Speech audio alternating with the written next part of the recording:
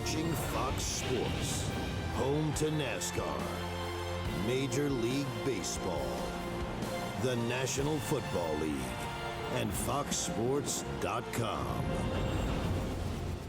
We are Fox Sports! Daytona International Speedway. A new season has arrived, and tonight, the Budweiser Shootout. But right now, it's pole qualifying to see who will be on the front row for next Sunday's Daytona 500.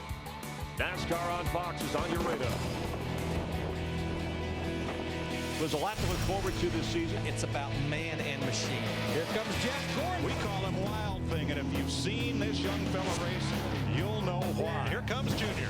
I'll tell you, I go with Jimmie Johnson. Somebody's got to beat him. Green flag. Qualifying is underway. Buggity, buggity, buggity. See you in Daytona, boys.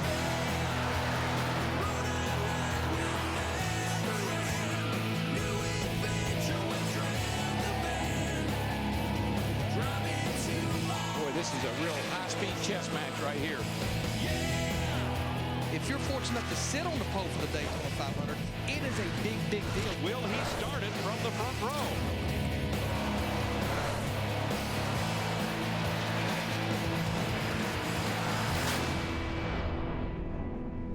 And glad you're with us, beginning our 10th season of NASCAR on Fox.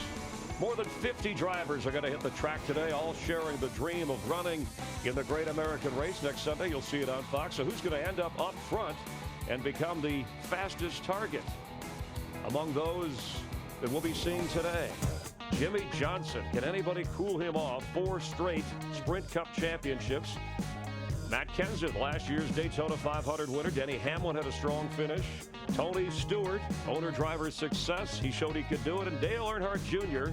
sporting a new look and a new approach, hoping to get into victory lane. And for those of you watching up north where it's snowing or out west where it's raining, it's unseasonably cool for this part of Florida. Temperatures in the mid-60s. Now, the wind gust may be an issue today, going up to some 26 miles per hour.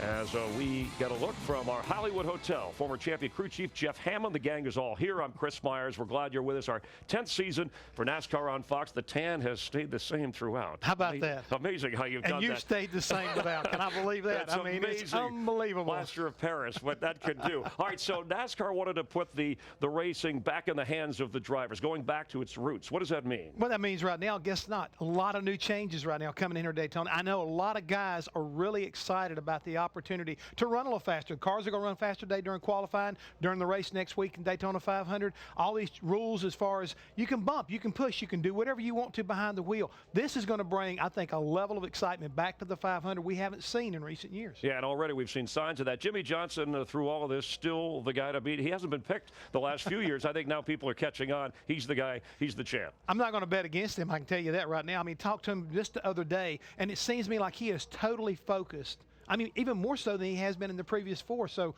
I got to believe if you want to beat the 48 car, you're going to have your hands full. His Rick Hedrick teammate, one of them, Dale Earnhardt Jr., we mentioned the new look, our same old Steve Burns, and that's a good thing. Steve is standing by with Jr. Hey, Steve. Yeah, thanks a lot, Chris. Dale Earnhardt Jr. talking to crew chief Lance McGrew right here. Now, Dale, earlier today, Lance McGrew said you guys have a legitimate shot at the pool and at the pole, but maybe more importantly, there's a lot of enthusiasm, a lot of energy in the shop.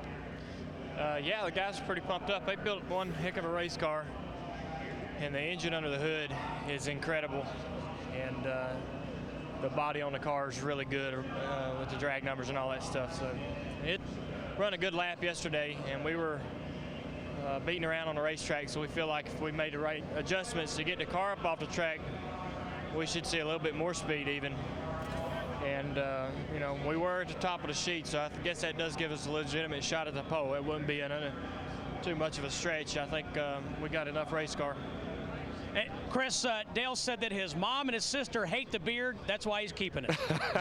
Well, I like the look and the shades, the hat turned backward. I mean, looks like he's very comfortable. And he said the pressure's always on. He wants to win more than he ever has, but it's always there. How about thought on Junior? Yeah, right quick. I mean, he's talking about the race car hitting the racetrack. They only got a couple of laps. Remember, abbreviated practice session, so only 2 laps on this car. So if they can get it up off the racetrack, like he said, If it doesn't hit, he might be the guy you got to beat today. 2004 Daytona 500 winner, but tonight, 8 Eastern, the Budweiser Shootout. And based on what we've seen in practice this week, some of those adjustments, Denny Hamlin, too close to Mark Martin, Greg Biffle, Jamie McMurray, Clint Bowyer, who's in for Kevin Harvick, won the Budweiser Shootout last year. He's got the flu, 6 cars involved, so Hamlin and Martin go to the backup. And then Kurt Busch gets into the wall in the second practice. He'll be in a backup car as well. Montoya was involved, but back to the pole qualifying for tonight, or for today, and then we'll get the Budweiser Shootout tonight. Let's bring in our guys, the voices of NASCAR and Fox. We always enjoy working with the 3 wise men. And what we've enjoyed an entire decade. That's not what you said off the air a minute ago. I said we enjoyed 5 years out of the 10 years. We care. We care. Darrell Waltrip, Larry McReynolds, Mike Joy. Nice to see you guys. You ready to go for another great year? Just wait for the next 5. And 5 is the number of practice laps, Chris, that the most of anybody, because rain shortened practice yesterday. Most drivers only got 2 laps of practice at speed. So, Darrell, to win the pole for the Daytona 500 with that little practice, what do you have to do? Well, let me just say right up front, it really gets my blood a little hot when they say the driver doesn't have a whole lot to do with it. Now, the last time I checked, he's in there by himself. So he must have everything to do with it in my mind. Yeah, just leaving pit road, getting through the gears and getting that engine up to the speed it needs to right away. That's important. And when the car goes through those bumps, you gotta hold a pretty wheel. You gotta hold it steady. You can't let it bounce around and run up the racetrack. The driver has everything to do with winning his pole. It's only going to be a few hundreds difference between first and second, so the driver can make the difference. He sure can. The other thing that can make the difference is the order of qualifying. Each driver pulled a pill to determine his qualifying order. So, Larry, is it the best driver who wins the pole, or is it a lot to do with the luck of the draw? Well, the driver certainly has a lot to do with it. We've got 54 cars here to qualify, but I think the luck of the draw, a lot because of the weather. I think the weather's going to play a huge factor. Not the weather we normally talk about, sun, cold, or rain. It's the wind. You saw it in the graphic a while ago, wind gust up to 25 miles an hour. When you're trying to run around this 2.5-mile racetrack at over 190 miles per hour, you hope that you get a draw where the wind dies down just long enough to get that fast lap. First car on track, Cerritos, California's Robbie Gordon, who will race anything and everything. He raced the Indy 500. He's raced the Paris-Dakar Rally, raced the Baja 1000, all with great success. His best start in the 500 is 3rd. His best finish is 6th. 2009 overall and trophy truck champion for the Tecate Score International Off-Road Series. And we're told this car will compete every race in 2010, but Robbie might not be behind the wheel for all of them. Yeah, he plans on running this car all year in all 36 races, but Robbie told us media day on Thursday that he's looking at some other forms of racing. When I mentioned Indianapolis 500, he definitely got a smile, and that's quite a lap for that 7 car, which Robbie was way up there on the practice sheet. Yeah, he was 5th quick yesterday, and that's a good pickup, about 3/10 there. So he wasn't kidding when he said this car's got a shot at the pole. Pretty good lap there, Mr. Gordon. Very good. Good job, guys. Let's go down to the qualifying line, and Matt Yoakum. And Casey Kane sporting special Budweiser Olympic colors on the 9 for this weekend. And Casey, inconsistent wins, what's going to be a good number for you here in qualifying? I'd be really happy with 48 flat. We ran a 50 yesterday, and I think we have some speed left, and then with the wind, that's going to slow everybody down. So I think that'd actually be a pretty decent lap. But we'll see what our Budweiser Ford can do. Thanks, Casey. Thanks. They switched from Dodge to Ford this year. Everybody lined up, looking on as they wait their turn in this single car qualifying. On track, the 2008 Daytona 500 champion Ryan Newman, driving for the 2nd year in a row for Tony Stewart and Gene Haas in the U.S. Army Chevy. He's not been to victory lane since the Daytona 500, but has 45 career poles, and at one point in Newman's career, the Rocket was winning the pole once out of every 4 races, an incredible percentage. And you know, back to that lap that Robbie Gordon ran, you just saw Dale Earnhardt Jr. We talked to him as being the fastest in practice. That lap that Robbie ran is just a little bit quicker than that lap Dale Earnhardt Jr. ran yesterday.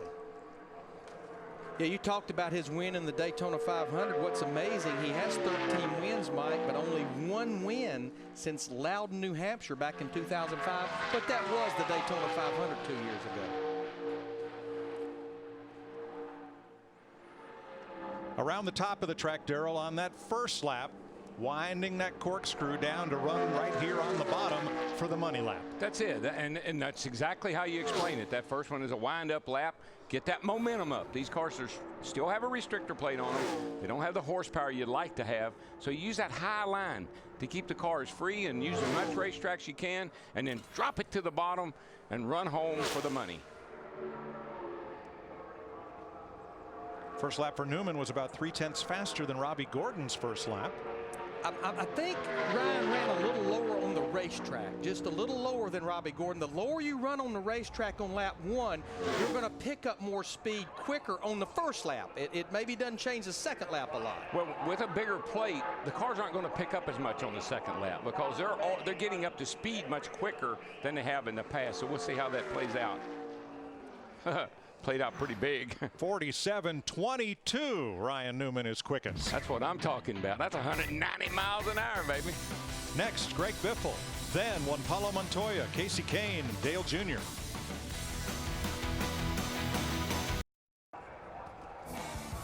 The 2004 Daytona 500 pole winner, Greg Biffle from Vancouver, Washington, comes across the stripe for lap 2 in his 3M Ford from Roush Fenway Racing, and he is third quickest at a 47.76. You know, already the first 3 cars that's run has beat Martin Truex Jr.'s pole time from last year in 2009. He ran a 47.87. All 3 cars has beat that, Darrell. Yeah, and you know, I'm waiting for Biffle to get that Cup championship to go along with his truck championship, his nationwide championship. I'd love to see him do it. That would be history. I like to be around when somebody makes history. For Earnhardt Ganassi Racing, Juan Pablo Montoya, with 1 career victory, comes out to qualify. To look at Montoya's season last year and a couple of the storylines. For one, for 2010. I wasn't surprised. I mean, we know this fella can win races from Monaco to Milwaukee and, gosh, maybe Martinsville next. Well, in my mind, he won 1 race on an oval. That was Indianapolis. He had the car. He had that race won, no doubt about it. But a pit road speeding violation cost him the win. But that car really ran well all last year, got in the chase. He can win on an oval. And he ran awfully good in the chase. He had 5 top 5 finishes. It's almost like he had that restart issue at Charlotte Motor Speedway, and they never recovered from that. Well, you know what I think happened to him? They worked so hard to get in the chase, and they started to chase great. But I think when he saw it slipping away, he said, to heck with it. I'm just going to go on out there and do some heavy racing and maybe even push somebody around a little bit to end the season on. Like maybe Tony Stewart or something. Downstairs, let's check with Steve Burns. Mike, it's been a big week already for Kyle Busch. Got engaged earlier this week. Congratulations on that. And, man, you're coming off a season where you had a total of 20 wins. Yeah, it's been a whirlwind week already, you know, with everything coming down here to Daytona and Samantha and I getting engaged. That's pretty cool. So we're both excited about that. Starting up a new Twitter deal too. I guess I had to get involved on all that. So man, I got a lot on my plate, but it's fun. You know, this M&M's Camry here is pretty fast, and we're going to try to see what we can get out of her today. And you know, we'll see where we qualify. No big deal, but to get ready for the Gatorade duels, that's a big prize. And of course, later on tonight, the Busch Shootout. Have a great year. Looking forward to all of it. Looking at our Fox tracker, Montoya right now would take over the pole qualifying position. Last year, he time trialed 4th fastest. And when you think about it, I mentioned Martin Truex Jr., who was his teammate last year. They sat on the pole for the 500. Montoya sat on the pole at Talladega in the spring. Of our 4 restrictor plate races, that's the only 2 qualifying sessions we had that were not rained out. So they swept the poles at the restrictor plate track. He just lost the pole down there in the middle of 3 and 4. The car slid up. You could see it. It come way up off the yellow line, took off with him. I believe it cost him a pole. It did by 4 100ths right now for Ryan Newman. Well, not all the cars are out on the qualifying line. Some are still going through inspection. Dick Berggren watching closely from that point. Well, Mike, it's the goal of every mechanic to play a role in building the fastest race car and the best engine for the Daytona 500. It is the goal of NASCAR to make sure that nobody has a competitive advantage with their engine or with their sheet metal. So NASCAR's got a nice thick rule book, and they started checking cars literally weeks ago in Charlotte, where the garages are located. This morning, when the teams rolled in here at 7 o'clock in the morning, inspection started. It just finished at 1 o'clock in the afternoon. So 6 hours worth of inspection, but it's pretty well all done and over with at this point. And amazingly, in contrast to years gone by, NASCAR did not find a single piece or part here at Daytona that they felt was outside the rule book. It's NASCAR's view that everybody's got a shot to win the Daytona 500 this year. Thanks, Dick. Kasey Kahne on track in the Budweiser Ford. Let's have a look at his 2009.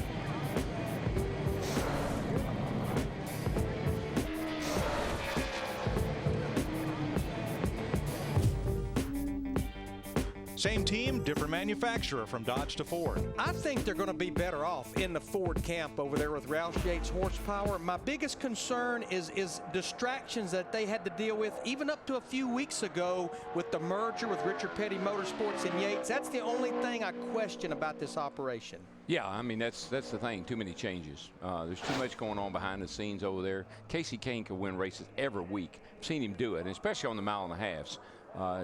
Too many changes. 3 drivers have driven a Bud Ford to victory in NASCAR. Bill Elliott, 6 wins. Jeff Bodine, 4. Terry Labonte, 2. All for the legendary Junior Johnson, the 1960 Daytona 500 winner, who will have a prominent role in this year's race. Now, this is the second Ford to go out. Greg Biffle was the other Ford, and Casey's first lap is very comparable to Greg Biffle's first lap. And, of course, all those cars have the Roush Yates horsepower. You would probably tend to think. A lot better today. You would tend to think they're going to be pretty close in speed. And I think I'm correct because they got 2 engines to choose from, but I'm pretty sure that all the Fords right now have the new R9 engine in them up until they're going to decide come after the 150s whether they're going to run the new engine or the old engine. According to Jack Roush last night, they're going to evaluate that when all the preliminary events are over with. Third quickest for Kasey Kahne, a 47.60. And here's Matt Yoakum.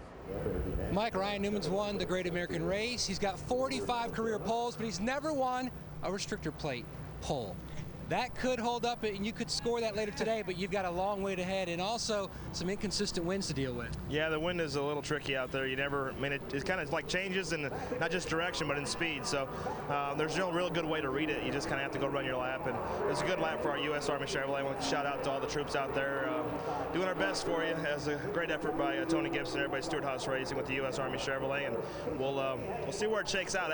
I felt like it was a pretty good lap. There was a couple things I wish that wouldn't have happened, but man, with that wind out there, I don't think anybody can predict what's actually going to happen. And Mike, now the wait begins.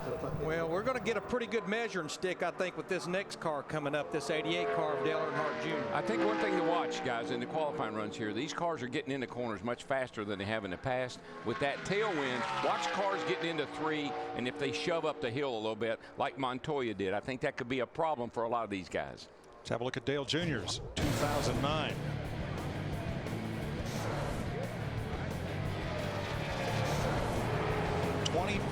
In the final standings, his 300 Motorsports teammates were 1, 2, 3. The questions for Dale Jr. are simple.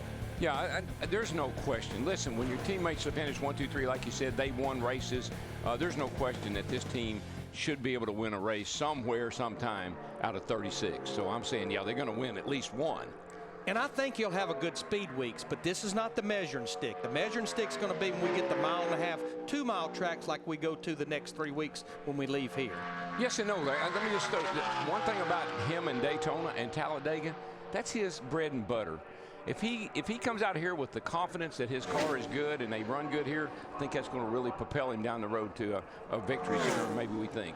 All right, the best first lap so far, Newman at 47.65. Junior has raised the bar. Hello. 47.46. This baby ought to go into the 46s, look to me like. I mean, he ran faster than 3 cars by just on his first lap. This is Dale Jr.'s 11th Daytona 500. He has started outside the top 10 only once last year. I saw when we interviewed him there, Mike. I know he looked calm and cool, hat around backwards, got the beard and everything. But I could see there was a little apprehension. P1 all the way around on that second lap. And look at this right here. That tells you how much quicker he is than Ryan Newman, over a 10th right now. So he's flirting down around a 47.10 right now. He started outside pole for the Great American Race in 2003, 47.14. That is 8/100ths faster than Ryan Newman, Dale Earnhardt Jr.'s quickest. And that's quite a lap to lay down there. Well, it really is, and particularly when you think about that. It's the fastest car. Around on the racetrack still, and two times in 3 and 4. The first time was a pretty good solid hit that knocked it up the racetrack, but. And he talked about his car hitting the racetrack yesterday, and even if they made adjustments to get it up off the track a little bit, the faster you run, the more it travels when you get down in the corner. And the hardest thing to do is raise the car up. I mean, because when you raise it up static, you know, with the wedge bolts, at some point in time, it's going to be higher around the racetrack. So when you raise it up to try to keep it from bottoming out through the bumps, you can hurt the speed on the straightaway.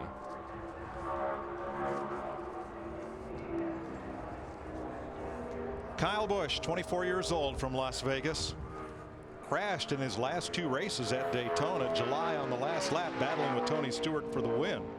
Last year led 88 of the first 123 laps in the 500. 2009, despite the 4 wins, not a great season for Kyle Busch. He barely missed the chase, and the question is, can he seal the deal? Well, just those 2 races here, one thing they have in common, he was leading both of them.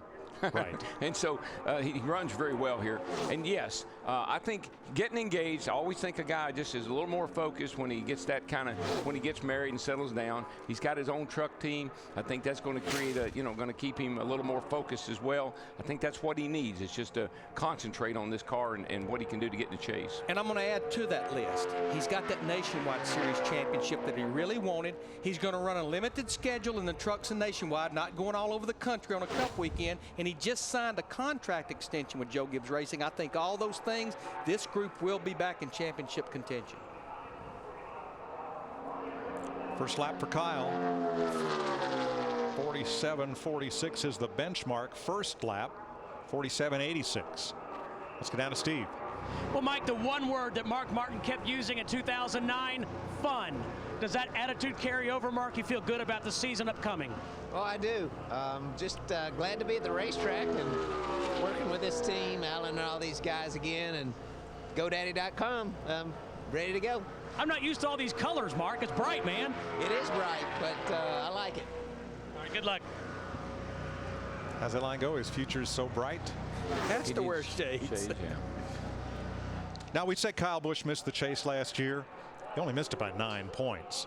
But still, had to be a disappointment. They have changed crew chiefs late last season. And let's see where he clocks in. 47.35 puts him 4th quickest. Yeah, and it's just like we were talking about the 2 races here at Daytona. You eliminate one of those DNFs, you've been in a chase easily. Yeah. I think it's going to be a very different year for Kyle Busch. I think he has really matured a lot. I think you'll see him drive a little bit differently this year. Still wild, still crazy, but maybe not so reckless. You saw the fastest man in town getting out of his car. Dale Earnhardt Jr. is the fastest of the 7 drivers who have completed their qualifying runs. The first drivers to qualify by the draw are the 35 drivers who are locked into the Daytona 500 based on last year's car owner points. Then the drivers who must time or race their way in will have their chance at the clock. There are a total of 54 cars entered. 43 will start the 500. Denny Hamlin is thought to be the best driver outside the Hendrick camp to challenge for the championship this year, as he was last year.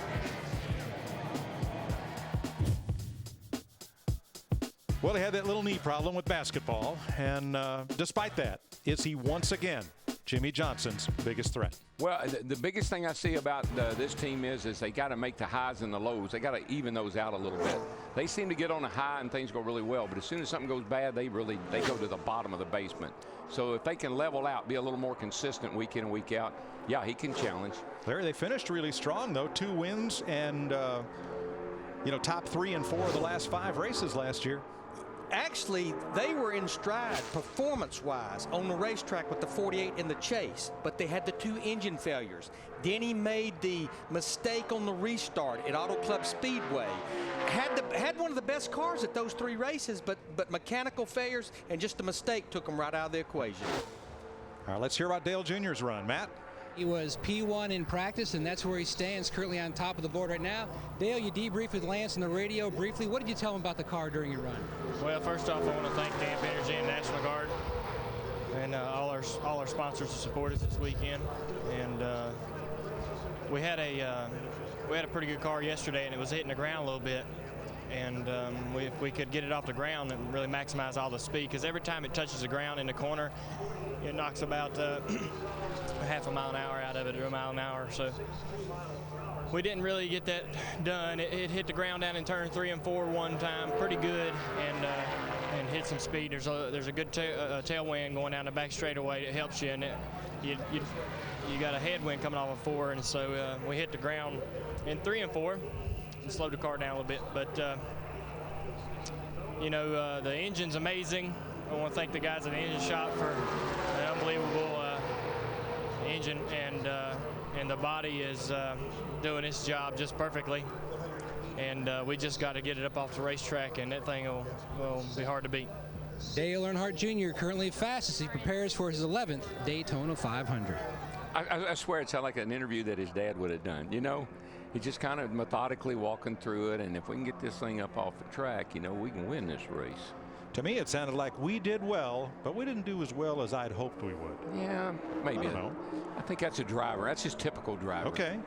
Denny Hamlin, 47.60, 5th fastest. Yeah, what I see with the Joe Gibbs Toyotas, and we have 2 of them that's qualified, and they're 4th and 5th, I don't know that they're going to have fast race cars, but I think they're going to have what it takes next Sunday. I think they'll have good driving race cars. Yeah, well, they've been good here, last year, so I think they're in good shape. Tony Stewart, past champion of the Sprint Cup Series, as a first-year car owner, had pretty much a dream season in 2009.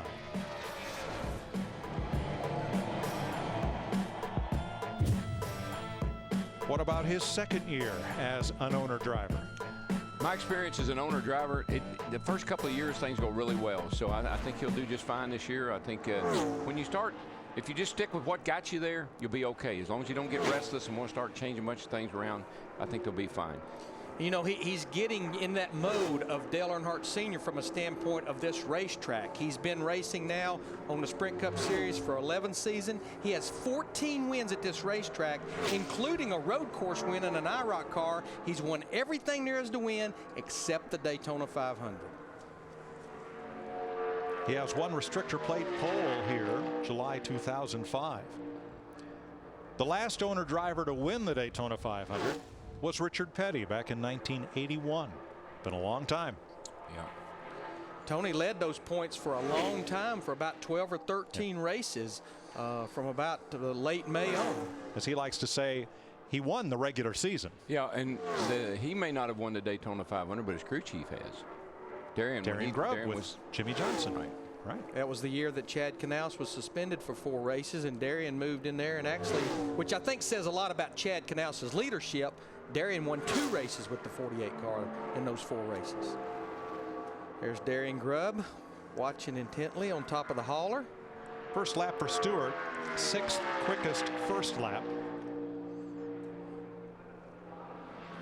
And he's about 3/10 slower than his teammate Ryan Newman. And that's such a balancing act that these crew chief and engineers walk. You want to come down here and you want something that's fast, but you sometimes have to sacrifice speed to get that thing driving good for race day. Cut that baby down on the apron, didn't he? And he is 5th with a 47.52. That's just above 189 miles an hour. Nice pickup. Up next is Robert Richardson, then last year's pole winner Martin Truex, Mark Martin, and Clint Bowyer.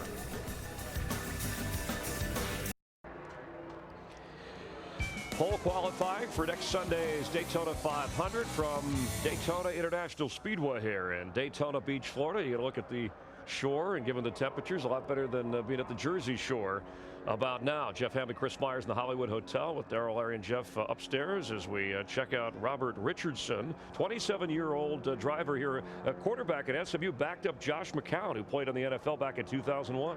Yeah, he decided he didn't want to go to the NFL. He decided to come do a little bit of racing. Been doing it down at the Nationwide Series, and now we see him here at Daytona. And only one career Sprint Cup race, finishing 18th at Talladega. This is what we saw last year in qualifying, Jeff Hamlin. And you talked about the faster times, almost what, 2 miles per hour better. Yeah, the top 5 from a year ago, about 2 miles an hour slower than what we're seeing so far. Dale Earnhardt Jr., real strong run at there, almost 191 miles an hour, being followed by Ryan Newman and Juan Pablo Montoya. Now, is that some of the changes? 3 Chevrolets at the top of it. The wind have something to do with this? I think the changes, we got a little less wicker on the back of the car, got a bigger restrictor plate, a lot of little changes right there. And obviously, every time you come to Daytona, Chris, the engine guys find a little bit of horsepower, and this is what we're seeing. 65 races since Dale Earnhardt Jr. has last had a pole. That was at Texas. He's never been on the pole for the Daytona 500. As we get a look at Martin Truex Jr. and hand it back up to Darrell, Larry, and Mike. Last time the pole for the 500 was over 190 miles an hour. A decade ago in 2000, Dale Jarrett won it at 191 miles per hour. So here is last year's pole winner, and he has changed teams for 2010 with Michael Waltrip Racing, where he replaces Michael full-time in the seat of the Napa Toyota. But Michael is here to race the 500 and will run a couple of races this year. Said yesterday after practice they needed to find a little speed in this car, and we'll see if they have or not. Right now it doesn't look all that good, I don't think. He's got a new crew chief over there, Pat Tryson, who's been over with Penske Racing in the 2-car of Kurt Busch. Pat has actually made the chase 5 out of 6 seasons with a couple of different drivers. That car got really, really squirrely right there getting into 3 up high through the bumps. I mean, he got that thing almost sideways. But that's the first lap, thank goodness. I mean, it'll hurt him getting up to terminal velocity quicker. But will that really hurt his second lap? Yeah, it looked like something almost jerked the wheels, like the shocks were bottoming out or something, and jerked the wheels up off the ground as it drove off into 3. But that's max speed right there. With the tailwind up high like that getting into 3, you're hauling the mail, I can tell you. Other than Robert Richardson Jr., that's the slowest first lap right there. But, you mentioned about the speed over a decade, and Jeff touched on it just a little bit. The holes in the carburetor restrictor plate for this race, NASCAR has raised it, opened them up a 64th of an inch. Doesn't sound like much, but that's about 12 to 14 horsepower. The cars have a little more downforce in the rear with the way the wing is configured, and when you have more downforce in the back, it pushes the back of the car down, and that's speed as well. 9th place for Martin Truex, 9th of 11 with a 47.68. So a disappointing run for last year's pole sitter. Let's join Chris Devoto. Well, Mike, one of the most unique things about the experience here at Daytona is the access given to the fans. We are actually in the Sprint fan zone. I'm actually standing on top of the rooftop deck. All of these fans are actually higher than the crew chiefs on their haulers. They can see all the drivers like Casey Kane, Juan Pablo Montoya walk by. Catherine, she's a soapbox derby racer. She has seen all the guys race on by as they go to their cars. One of the other great things, of course, we're standing in the sunshine, and that is welcome news for Pam and Leo Jones. You guys are from Virginia, and I imagine family members and friends back there are not so lucky as we are today. They're not. They have between 12 and 14 inches of snow, and it's cold. So this is really a delight to be down here. And how much fun is it, too? Obviously, a Tony Stewart hat on. You guys follow racing. You guys have actually been on a southern trek for quite a while, Leo. Yeah, we left probably just a little bit before Thanksgiving. We went to Denver, then we went to Las Vegas, and worked our way back home for Christmas. Then we went to the Keys and stayed down there for a while and worked our way back up to Orlando and finally got to the race. All right, that's great. And if you're sitting at home, well, join us. The second best seat in the house, NASCAR on Fox. Mark Barton with his new colors for 2010. The 51-year-old from Batesville, Arkansas, had one of his best results of his career in 2009. Again, finishing second in the chase for the Sprint Cup. How about this year? Boy, it's, you know what, for Mark, I know it's going to be hard to duplicate what they did last year. That team was on fire. I mean, it really were. They did a great job, and other than that last race at Homestead, they had a car to beat every week. Started outside pole in the 500 last year, or in 2007, excuse me. Finished second in 2007, started outside pole last year. Well, I tell you what, that lap right there, that's a little faster than his teammate Dale Earnhardt Jr.'s first lap, 47.42. They were only hundreds apart yesterday, Larry. Remember, Dale was just a few hundreds faster. And if you see right there, he's about a 10th quicker than Dale Earnhardt Jr. halfway down the back straightaway. This will be Mark's 26th Daytona 500 with a best finish of second. When you look at all the other cars that we've seen, for the most part, bounce around the way they have, and look how smooth Mark's car is. Darrell, he lost a little bit getting off into turn 3. I mean, it's like laying right there on top of Dale Earnhardt Jr. Maybe just a little quicker, but not much. They were hundreds apart yesterday. Pole for Mark Martin, 47.07. 7/100ths of a second faster 191 than Earnhardt Jr. 191. We have finally cracked the 191 mark now. And I believe that is faster than Dale Jarrett's pole back in 2000. The last time they ran this fast. Yes, it is. Well, Mark won 7 poles in 2009. He's no stranger to starting up front. He came off the truck in practice right to the top of the sheet. Then he and Dale Jr. swapped first and second a couple of times, with Mark ending up second yesterday, but like I said, only by hundreds. We've got 4 Chevrolets, 1 through 4 right now. One of the things Mark likes best, he told us the other day, rolling off the truck, going out there and spanking them, putting a good number up on the board right away. And you know, that question kind of addressed it, and there's so much been said about him being runner-up in the points 5 times. He said, I'm just proud that I'm in that position. Just think of the people that would love to have 5 second-place finishes in the points. Clint Bowyer for Richard Childress Racing finished 4th in the 500 last year. He time trialed 22nd, and that was the best of the 4 Childress drivers last year. This year, Richard Childress Racing comes to Daytona pared down to a 3-car operation. And once again, Mike and Larry, it looks like Hendrick Motorsports has come down here loaded for bear. Right now, they've got 2 cars up there on the front row. Ryan Newman, certainly with Hendrick power. It'd be interesting to see how Jeff Gordon and Jimmie Johnson fare. Looks like they came down here in pretty good shape. And I think that's good from a standpoint. We talked about this in practice the other day, and all of them talked about it, that they were off a year ago and almost the entire 2009 season as far as restrictor plate racing. Jimmie Johnson finished second here in July because he got his car driving good, not because it was fast. First lap for Bowyer, 47.76. And that's in the top half dozen of first lap speeds. I know we're up here in the booth, kind of up above the racetrack, but when you're down inside the racetrack and you hear the cars run around here this year, man, they sound like race cars this year. They are barking when they go out on that racetrack and down the back straightaway, turning 8,500 RPM, 6 right there. They getting it done this year.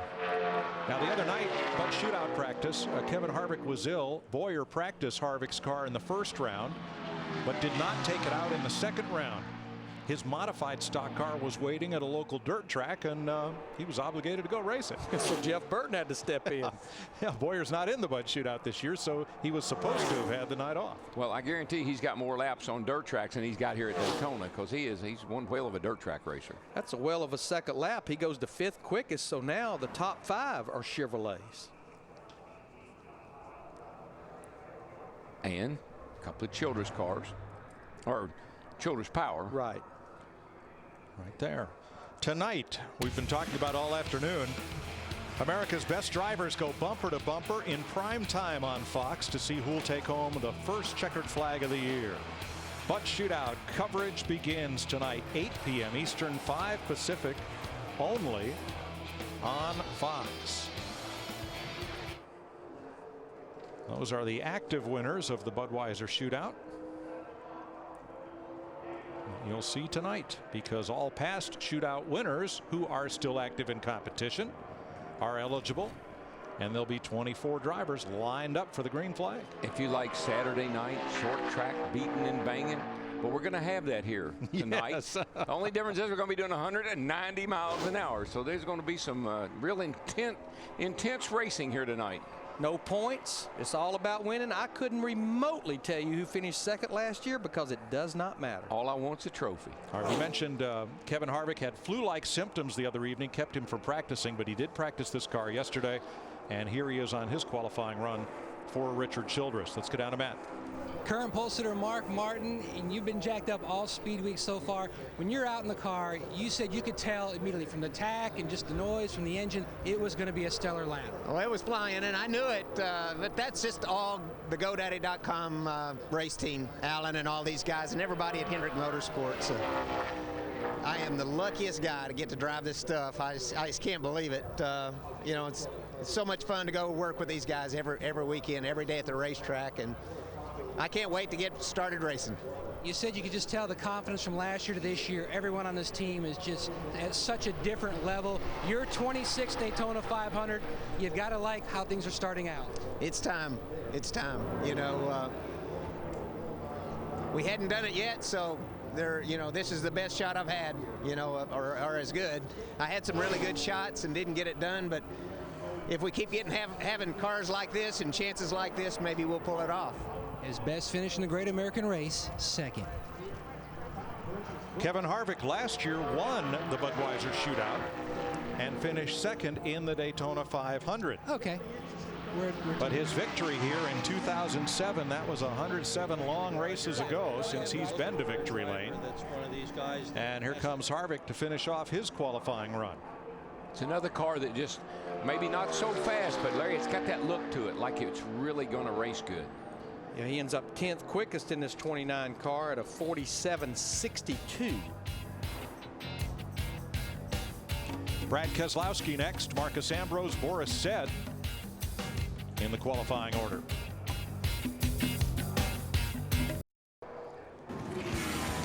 Daytona 500 pole qualifying on Fox is sponsored by DirecTV. It'll change your life. By FedEx. We understand you need reliable shipping options. FedEx. By the new comedy Cop Out, starring Bruce Willis and Tracy Morgan in theaters February 26th. And by the new Ford F-150. It's not just a pickup truck, it's a Ford F-150. 15 drivers have made their qualifying runs. Brad Keselowski, new to the Penske Racing operation, takes the number 12 Dodge to 7th place on the board with a lap of 47.43. Nice little pickup, Larry. Yeah, about 5/10 there. Mike, we had him on our trackside show last night, and he had a great quote. He said, you know, I'm not really interested in making my competitors happy. When they're happy with you, that means they're beating you, and I don't plan on making them happy. Well, who can forget Talladega last spring on Fox when he held the low line against Carl Edwards. Edwards pirouetted off his bumper and Ryan Newman and into the fence. Keselowski, driving for James Finch, went on to score his first Sprint Cup victory. Matter of fact, he was one of 3 drivers last year that got their first win. Logano, Rudiman, and Keselowski there. So had some first-time winners last year. You know, he said he learned. He said, I knew what Carl was going to do based on a nationwide race here at Daytona. He said he put that same move on Carl, but Carl gave him room here to get under him. So when Carl went to the outside, he said, I assumed that he would give me room. And he said when Carl started coming back down, he said, Carl, surely you're not going to block me. Now, he was saying all this at 200 mile an hour. Right. Marcus Ambrose. Drivers here from 4 countries and 23 U.S. states. He's a veteran of the Australian Supercar Series, and here finished 6th in the July race last year. Finished 18th in the points last season with 4 top 5s and 7 top 10s. This will be Ambrose's 2nd Daytona 500. Krista? Down on the grid with Joey Logano and talk about what a difference a year can make. Joey, you said at this time last year you had no idea what you were getting yourself into. How different is it this year? It helps a lot, really, especially in shootout practice earlier this week. I was able to help Zip a lot more on what I'm looking for in the home depot Toyota stuff. We'll have to see what we got here for qualifying. It looks like everyone's picked up, it seems like at least a half a second for most everyone. So I don't know. I mean, I think we were 21st or 22nd in practice, and but if everyone picks up that much, I think we'll be all right. So I don't know. You never know when you qualify here at Daytona. It could be with a gust of wind or anything like that can help us. So I don't know. I'll put the pedal to the metal and see what we got. All right, thanks, Joey. All the things he's learned in the last year, Mike. Thanks, Krista. Ambrose is the 10th driver to run his first lap below 48 seconds. Yeah, but that car, the back of that car is just bouncing so badly. I know you want to suck the back down and hold it if you can, but when it's jumping around the way that is, it's got to be hurting the speed. And NASCAR actually issues the rear springs and the rear shocks. All the teams run the same combination, but the teams have the ability to adjust the rear shocks, and you can actually put more rebound in them, which actually holds the car down a little more, but makes it ride rougher. It's a good lap for Ambrose, 7th quickest at a 47.42. Right there behind that other Toyota of Kyle Busch, who's 6th. I watched his hands, and I tell you, if somebody says a driver doesn't have a whole lot to do with how quickly you get around here, just get down inside that car one time, watch his hands. Who said that? Because it sure got you up on the wheel today. Oh, they say it all the time. Oh, no, well, it's nothing to it. You know, anybody can do it. I think that's changed here at Daytona. That may be the truth at Talladega right now, as smooth as it is, but not here. Yeah. Boris Said from Carlsbad, California. Pole winner here in July of 2006, where he went on to finish 4th. Driving for a company out of North Wilkesboro, North Carolina, Window World. The Window World Cares Foundation raises money for St. Jude's Children's Hospital, and the head of that company, Todd Whitworth, very unexpectedly passed away this Friday while the team was down here preparing to run the race. This team and also John Andretti shares the same sponsorship from a company that's been very active in this sport. Notice, I think it looked like Boris got a haircut to me. He's got that super speedway cut right now. He said he had a new product. I got to get down in front of what he's got there, because it looked a lot better. The said head didn't look quite as big as it has in the past. It was wound tight. Yeah. Bill Jenkins, a businessman from West Wardsboro, Vermont, purchased this race team and the number 26 car number, owner points, and equipment from Roush Racing.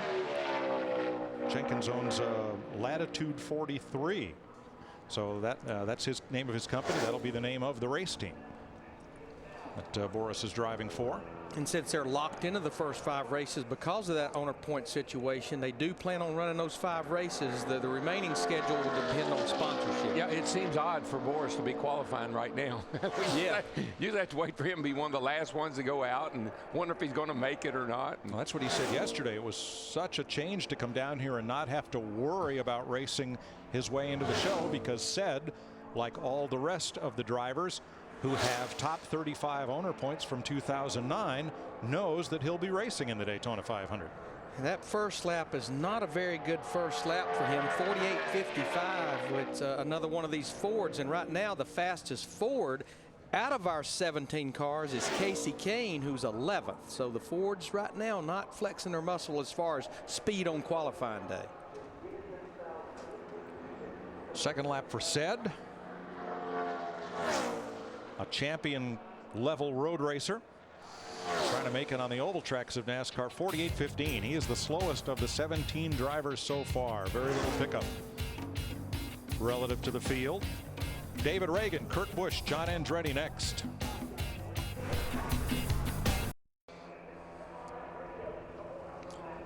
David Reagan from Unadilla, Georgia, comes off turn 4 in his Roush Fenway Racing Ford and clocks in 10th with a 47.54. He finished 5th in last year's 500. That was his best finish of the season. Yeah, that was his last top 5 finish, but he's right now he is the fastest Ford.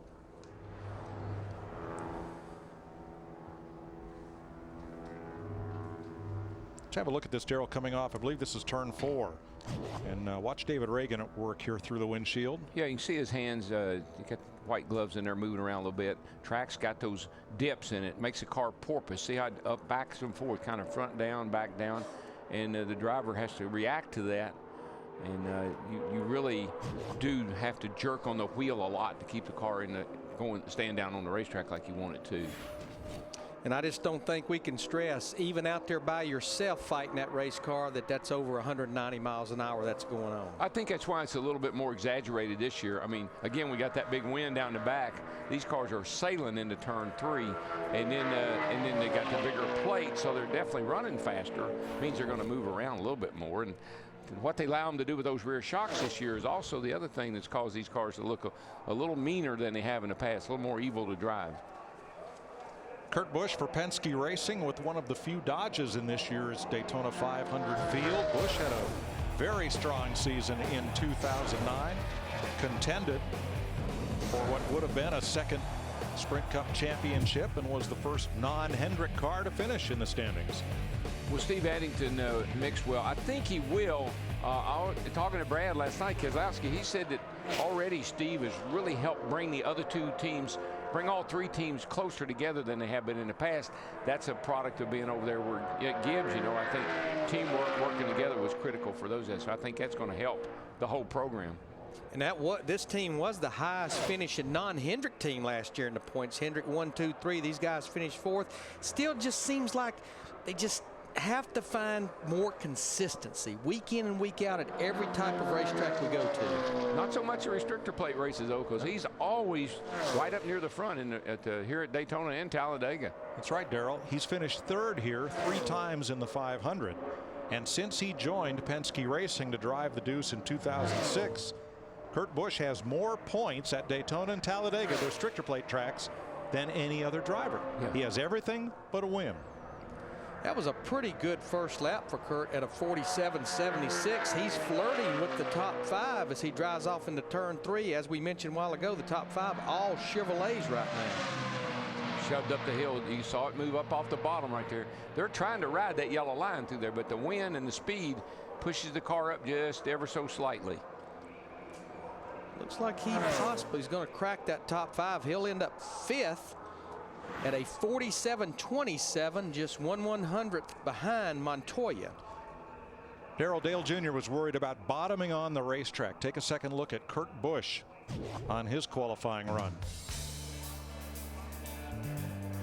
Oh yeah, yeah. Look at that dust and sparks. When you can see that in the daylight, watch this. Bam! That's something hitting hard right there, boys.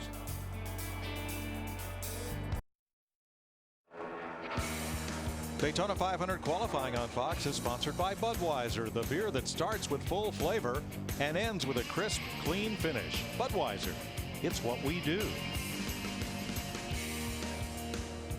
John Andretti is the 20th car to take to the track. He won the July race here in 1997, has a best finish of 13th in the 500. Made 34 starts in 2009, missing 2 races in May so he could go run the Indy 500. You know, this team came locked into the top 35 in owner points a year ago and did a nice job. They stayed there all year long. It was an uphill battle, but they stayed there. 47.99 for Andretti, 18th of the 20 drivers who have qualified so far. Matt? Mike, 13 months ago, Tommy Baldwin gambled his life savings to form a NASCAR Sprint Cup team, came to Daytona, and made the Great American Race. But Tommy, can you describe the pressure 2009 versus 2010? I mean, it's really no different. We're here. We gotta make it.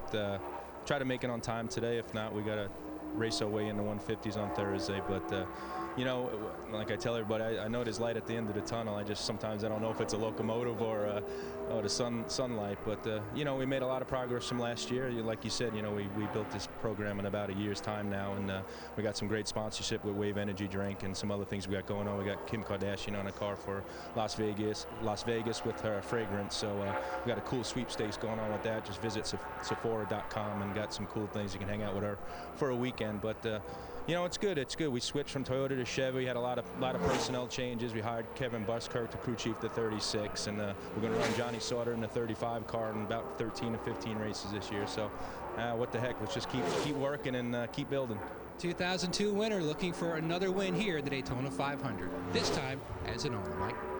Joey Logano on track. He is the reigning Revestis Rookie of the Year in NASCAR. 19-year-old from Middletown, Connecticut. Last year became the youngest driver to ever start the Daytona 500, and last year was thrust into the limelight as driver for Joe Gibbs Racing when Tony Stewart went to form his own team. Was he too young? Nope. He responded well and picked up his first win of the year. I got to tell you, I don't think he'll have a sophomore slump. I tell you why. Last year down here, he was lost. I mean, we watched him. He was in and out of. He couldn't figure it out. He just had no idea what was going on. But boy, has a year made a difference, Larry, and I think you're going to see a lot of good stuff out of this guy this year. Yeah, I don't think anybody knows any more so than Joey and Joe Gibbs in that group that the timing was about a year off. The plan that was that Tony Stewart would have been in that 20 car last year. Joey would have run the full nationwide series, and he would be in the 20 starting this year. Tony leaves to go to Stewart Haas. Joe Gibbs said, you know what? I'm going to put this kid in there, and I think it paid dividends, especially the second half of 2009. Well, what I really like is his crew chief, and is used to working with, he worked with Tony Stewart, and I think this is just like for Zippy, it's almost like Back to the Future. I think it's like starting all over again, but with a lot of experience on his side, teaching this kid how to race. Joey Logano, 10th quickest with a 47.44 in the Home Depot Toyota. Let's get downstairs, meet a special guest in the Hollywood Hotel. Thanks, Mike. We were just down by the cutaway car. Jeff Hammond, myself, joined by NASCAR Vice President of Competition Robin Pemberton, 17-year veteran crew chief, 23 wins. Mark Martin, one of your guys, rolling through things. So thanks for being with us. And some of the adjustments we've already seen in play. As you were telling me, drivers never turn down more horsepower when they can get it. Yeah, I've never seen one. Have you? No, I never have. I mean, I got to applaud you guys. I mean, you came back this year. Yeah. The restrictor plate, everybody talks about it.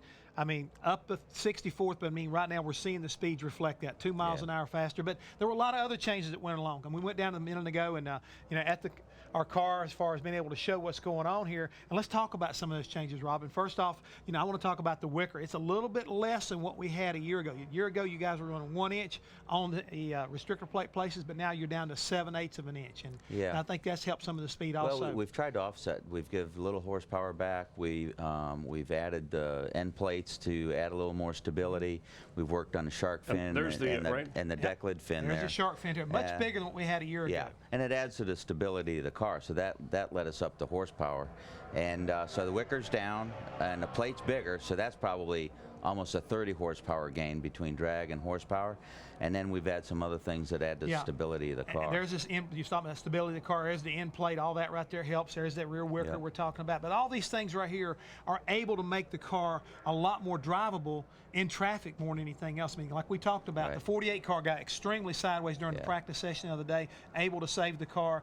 All these things are designed for safety as well as hopefully better competition. Yeah, I think so. And the shocks, the racetrack has needed an update on the shock package. And, it's a little more rebound, but it's a little more compression. Let's try to help it over the bumps. And I think the adjustability in the shocks, what you see today, they're real aggressive on the adjustments. So they'll open those up, and they'll get some drivability back when it comes time for a long run. And Robin, along with everyone else, you certainly got driver input before making some of these adjustments. Always. I mean, we walk and we move through the garage area, and we talk to crew chiefs and drivers and owners alike, and we're trying to give them back some of the things that they say they've needed for the season. Okay. Well, speaking of giving back, coming soon. Coming soon. There you go. It's your favorite NASCAR track right there. Hey, we're going back. Spoiler is back. To the rear spoiler. Yep. I think it looks better. We tried something with the wing, and really some of the teams they adjusted to it, and others did not. I think the vast majority of fans and drivers and crews didn't really like the way the wing was shaking out for them, and so I think we're going to answer it. We'll come back with a nice package here with the spoiler. And when we see this thing on the super speedway, a lot of guys are speculating right now. We may actually see that even better dead air space. The guys may suck up a little bit better, and so it may make much more of a interesting, competition as far as I think more like what you got with the nationwide. And this is what it will replace, right? This is what it's going to replace right now. That wing will be gone here. How soon? What are we looking at? First quarter of the year. First quarter of the year. We'll get a few races in, but we're still working on it. We've been to the wind tunnel with every manufacturer, with scale models and all kinds of stuff. Every manufacturer's helped us with different wind tunnel tests, so we can come up with the right package. So we'll have a lot of souvenirs in the wing department, I can tell you that. put my name on one, and I'm sure Chris Myers would like to have one. We got a name on a few of them. Yeah, I'm sure. By the way, Paul, we just saw Paul Menard qualify 12th here as we're with Robin Pemberton. Another discussion, the yellow line for the Daytona 500, the out of bounds, and there was some talk of maybe doing away with that. But what was the driver feedback? It looks like we're going to keep it the way it is. Yeah, we're going to keep it. We've made enough changes, and the drivers came back and said, look, that's really aggressive. Most of them that have been here when we weren't policing it know that it's a pretty good option to have us control that yellow line. Sometimes you got to protect those guys from themselves. They realize it when we ask the question. Yes. But all of these are for more aggressive driving. You talk about racing back to its roots, letting the driver control more of what happens in the race. Yep, everything is for the driver and put on a better show for the fan. I mean, the cars are going to drive better. They're going to have more horsepower, run faster. Draft up in there, and I think we're in for probably one of the best races we've had here at Daytona and forever. And we've been here for a lot of them. Oh yeah, we have been here for a lot of them. And again, it doesn't mean that it opened it up for rough driving. It just means that guys race the way you want to race sensible. That's true. If that's possible. We'll adjust we'll evaluate that later. Right? Yeah. So we hope first quarter of the season. Give us like Martinsville for the spoilers. Somewhere short track. Okay. I think we'll be ready by Texas for sure. For a mile and a half. We've got some tests planned.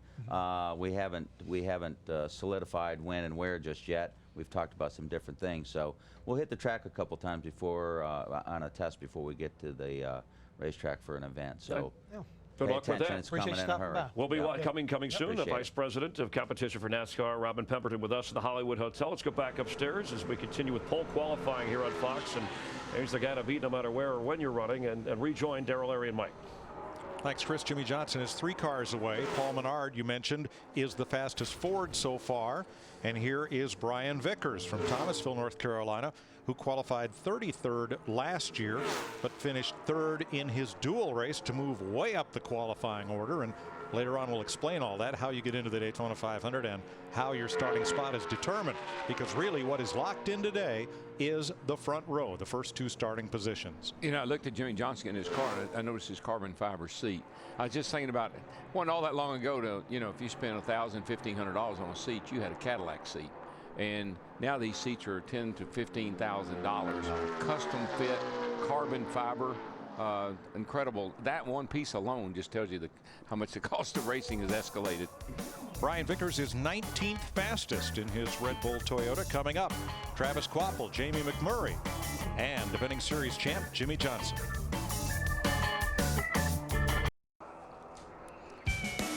Out on International Speedway Boulevard, hopefully they've got it down to about 50 miles an hour. That's the walkover bridge toward the fan area and souvenir tents, and then the grandstands around this 2.5-mile trioval where Travis Kvapil from Janesville, Wisconsin, clocks in at 48.05, 187 miles an hour. He is 23rd of 24 drivers.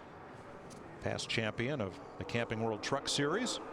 So likely he'll be ready to go for the 500. Today we set the front row, the fastest 2 in qualifying. Now the top 35 in last year's car owner points know they will be in the 500, but their starting positions will be determined Thursday in the Gatorade dual races. Also, the 2 highest finishers not in that top 35 from last year, they transfer into the 500. Then there's a spot reserved for the most recent past champion not yet in the field, which could be Bobby Labonte or Bill Elliott. And following that, we'll leave either 3 or 4 drivers from today's time trials to qualify into the race at the back end of the field. 43 cars will start the 500. 54 cars are here to try and make the race. The bottom line is when qualifying's over today, there's going to be, we know, 5 very happy teams and drivers. The 2 that sit on the front row and the 3 of those go or go homers, they don't know where they're going to start the Daytona 500 necessarily, but they know they will race, which makes those dual races coming up on Thursday on Speed really some of the most intense races of the year. Absolutely. Here is Jamie McMurray. He's with a new team this year, moved from Roush Fenway Racing over to Earnhardt Ganassi to take over the number 1 vacated by Martin Truex. This car was on the pole last year. 2 of McMurray's 3 Sprint Cup wins have come in restrictor plate races. That means Daytona and Talladega. He has 114 Cup starts in a Dodge, 144 in a Ford. This is the first time at the Sprint Cup level he's raced a Chevrolet. Now that lap right there is about 2/10 slower than his teammate Juan Pablo Montoya's first lap. Of course, Juan right now is 4th quickest. She picked up going off of turn 2, though. He got a nice run off of there, slipping back a little bit down the back, which surprises me because we've seen a lot of tailwind. Should have picked up a little speed there. Wobbled just a teeny bit getting into 3. It's like it's moving around some off through the middle there. And now he's got that headwind coming toward the start finish line. Yeah, he's losing a little speed. I think he lost a little time through 3 and 4. Not a bad lap for McMurray. He is 11th with a 47.47. You know, Darrell, I go back to Mark Martin's interview a while ago where he said he knew it was going to be a good lap. I think we probably should expand a little bit on that. These guys, they don't have a speedometer, but they have a pretty good telltale with something in the center of that dash that tells them if it's better or not. Yeah, a couple of things. You got the attack there. When you see more RPM than you've seen all day, all day yesterday, you know your engine's performing. Then when your car is not bottoming out, you heard Dale Jr. complain about that. When the car's pretty smooth, you look at that tack and it's making more RPM than it has, you got a pretty good idea you're running a fast lap. Well, we've talked about how 2009 was a dream season for Tony Stewart as an owner, for Mark Martin as a driver. Nobody had a better dream than Jimmie Johnson.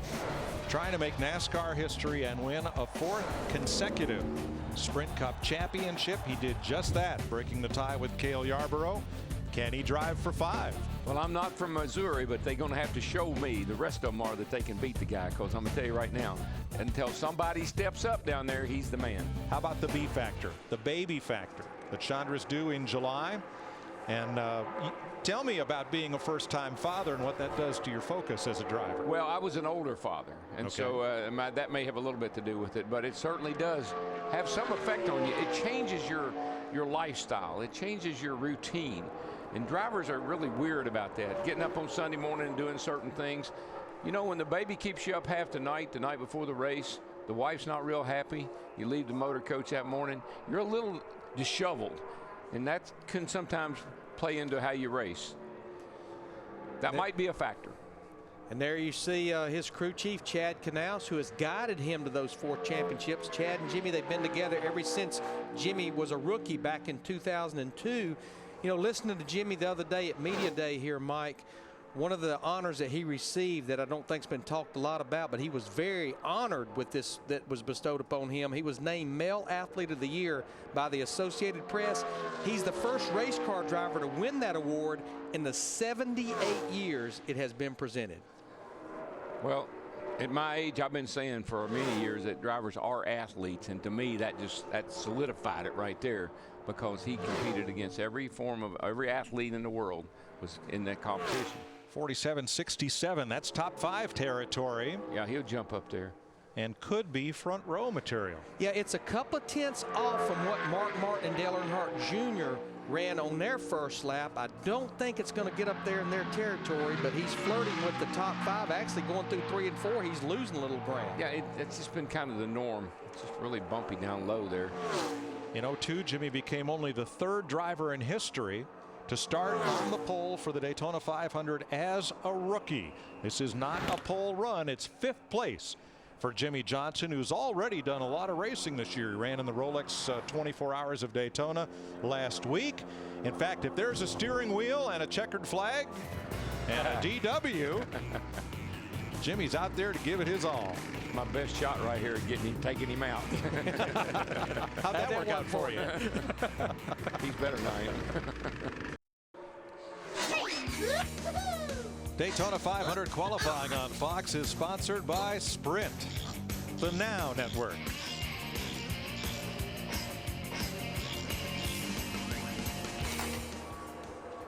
We are halfway through qualifying for this year's Daytona 500. The field will be set Thursday in the Gatorade Duel, the twin 150-mile races.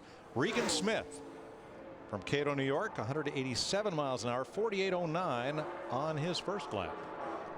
And they have an alliance with Richard Childress Racing. In fact, they did a merger with Richard's 07 car that Casey Mears drove last year in this car. So this car is locked in at least for the first 5 races. Second lap 47.69, 21st fastest for Regan Smith.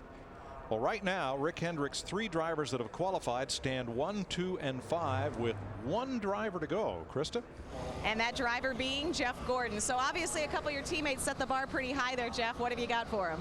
Well, I don't know if we have anything for the 5 and the 88. They showed that yesterday. They were real strong, and they're strong again today. I'm really impressed with how much everybody's picked up, but real proud of the DuPont Chevrolet team. They've done an awesome job. Everybody at Hendrick Motorsports, engine and chassis department, doing the bodies, getting us down here, getting us prepared. That obviously shows.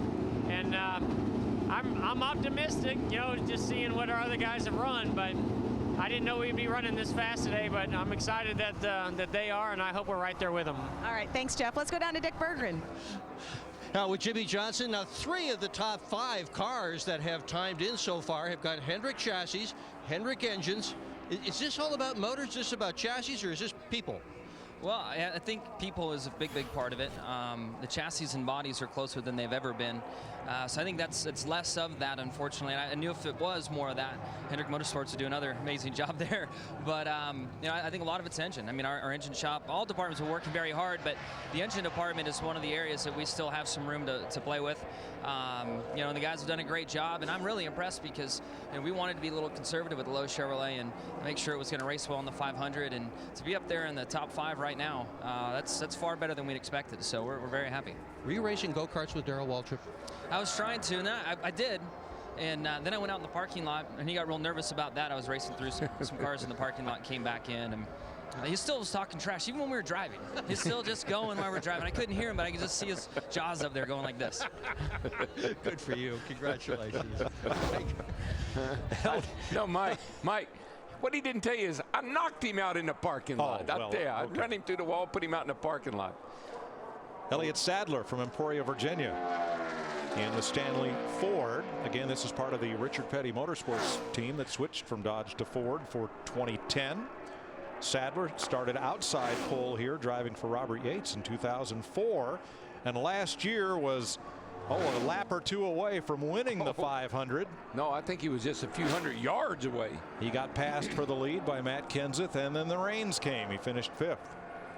Elliott's always, we talked about Kurt Busch a while ago. Elliott's always had some good runs at the carburetor restrictor plate races, and Elliott and his wife Amanda, a baby boy, are due their way here in the next few weeks. So we've kind of had an outbreak of expectant mothers. We talked about Jimmie Johnson and Shanny Johnson expecting, Jeff Gordon and Ingrid expecting their 2nd child, and Carl Edwards and his wife Kate expecting a baby here soon. See, it's gone full circle.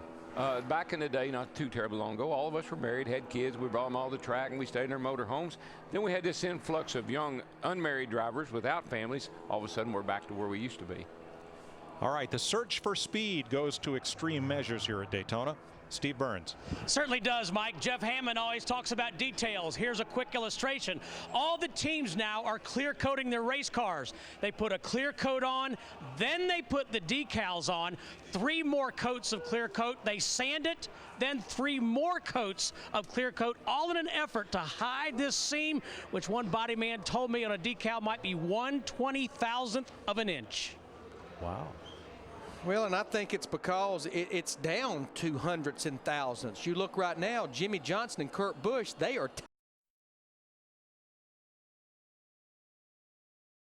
they're just hunting a little bit. And you can get away with that here, but when you go to some of the other racetracks, the more paint you put on it, the more she weighs. So the least amount of paint inside and out. You know, a chassis, you put a lot of paint on the interior, and that's something we didn't use. We used to paint them with just a little flat back black paint just to keep it from rusting. Yeah. And a light coat of paint on the outside, because it could be 25 pounds in paint. Wow. Carl Edwards, 2009, might be one he'd just as soon let go. He did make the chase, but finished 11th, and it was a big goose egg in the win column last year for Carl. Yeah, I cannot fathom that they won't be back in victory circle. Carl's a great driver. He and Bob Osborne are a good combination. They got to Roush Resources? I can't imagine. He should. Yes, he will. Now his best finish in the 500 is 12th, but in the July race here, he's finished 4th twice and 2nd the last 3 years. Now the fastest Ford is Paul Menard right now in that 98 car. He is 14th quickest. You look at some of Carl's Roush Fenway teammates, David Reagan in the 6 car, he is 15th. Greg Biffle is 24th. Look at this tracker, Darrell. This car is anchoring the field. Yeah, it's got to be really disappointing for these guys, because I know just talking to Jack, he felt like they were a lot better off here this year than they even were last year, and they won the race. Well, to get up to speed lap, 28th of 29, 48.10, and that is right around the 20th or so quickest first lap. That's about what Casey Kane ran on his first lap in one of those Fords. Kane ran a 48.11. Right now, Casey's 17th quickest. Carl's taking a little bit different approach here. He ran wide down the back. He took a late entry into 3. I think he's trying to miss some bumps. You know, Jeff Hammond and Robin Pemberton were talking about one of the changes that was made, and that's the height extension. As Carl's all the way down on the apron, shortest distance coming to take the checkered flag. He ends up 16th quickest, but that shark fin on the back window being a little taller, and then also adding an extension down the deck lid. One thing that those two things did, if you go back to the wreck that Ryan Newman had at Talladega in the fall, when they did that in the wind tunnel, it increased the liftoff speed by about 8 to 10 miles an hour, which is a good thing when the car's backwards. It should stay on the ground more. And of course, Carl Edwards, we saw the highlight of that wreck a little while ago from the May Talladega race. 16th fastest for Carl Edwards. See that stage? You could be there. As part of the wildest collection of talent ever assembled at trackside, singers, dancers, comedians, and a whole lot more are welcome to the show that's about to grab America by the muffler. Fast Track to Fame is coming soon to Speed. Things kind of got Hammond written all over it, doesn't it? Oh, yes, it does. David Rudiman. I'm going to stay away from that one. I just don't want to go there. I'm going right to David Rudiman. I just don't want to go there, Larry. From outside Tampa, Florida, the winner at Charlotte in the rain-shortened race there. He time trialed 18th for last year's 500. Finished 15th in his Gatorade dual race to start in the 14th row of the 500. Dick Bergman. With one of the veteran drivers in the sport, Jeff Burton. And early in our broadcast, Jeff, Darrell Waltrip talked about holding a pretty wheel during qualifying. Keep the wheel as still and straight as you possibly can. How do you do that with all this wind and all the bumps out there on the speedway? Well, it's you just got to do what you got to do. You know, if the car needs correction, you got to give it correction. But obviously, you want to be as smooth as you can, as delicate as you can with the wheel. I mean, that's really all you can do as a driver, and make sure that you don't get lazy. With this wind and with the bumps, you know, Daytona and Talladega is normally really easy to drive, and I think that if you let the car get up a little bit, there's a little bit of speed there. So you have to pay attention. You know, it's wide open, pretty easy, but you still got to pay attention to what you're doing. The always fast, the always articulate Jeff Burton. Boy, he was quick in Budweiser shootout practice the other evening, and you'll see the shootout tonight at 8 p.m. Eastern live here on Fox. One of the things that we've said about Jeff and his team, and I'm sure he probably gets tired of hearing it, but if they can improve their qualifying performance, not just here at Daytona, but all throughout the year, that car and that team have the potential to really be a threat every week. But they usually qualify so far back, it hurts them. Now, Rudiman's first lap gave him the potential for right at the edge of the top 10, top dozen there. 47.94 was the first lap for his Michael Waltrip Racing Toyota. His teammate Marcos Ambrose is 9th quickest. Looks like David's going to end up 14th quickest with this Toyota. 30 drivers have taken time. 24 to go. Coming up, Sam Hornish Jr., Jeff Gordon, Jeff Burton, and defending 500 winner Matt Kenseth.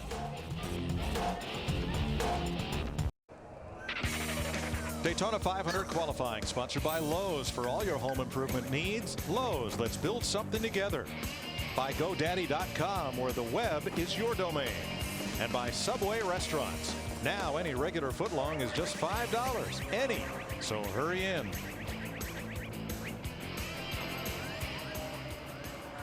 Sam Hornish Jr. completes his run in the Mobil 1 Dodge at 47.85 on the first lap, and he's coming around for lap 2, and he just might be the second Dodge in the top 10, joining his Penske teammates Kurt Busch and Brad Keselowski. Looking pretty good. That was a pretty sporty first lap that he ran. So he's going to be right there inside the top 10, it looks like, for now. Yep. Ninth quickest. Very nice run. P9 for Hornish. So that means Busch is 6th, Hornish 9th, and Keselowski 11th of the Penske cars right now. Good effort.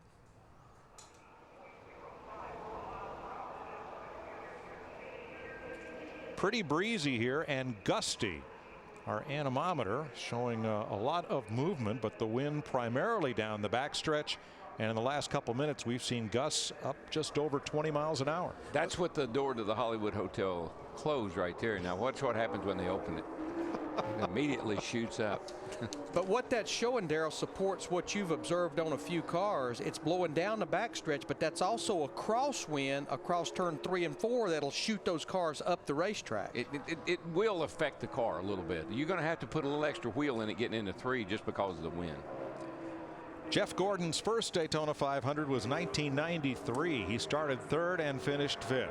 Since then, he's had 1 pole in '99 and he's won it 3 times. Last year, he was part of that Rick Hendrick triumvirate at the top of the points, 1, 2, 3. He's never won the championship, though, with the chase format. No, and I think that's because of his driving style. I think Jeff is still, you got to win races in the chase to win the chase. And I think Jeff still is going out there and getting points every week, but he's not getting those wins, and that's what it takes.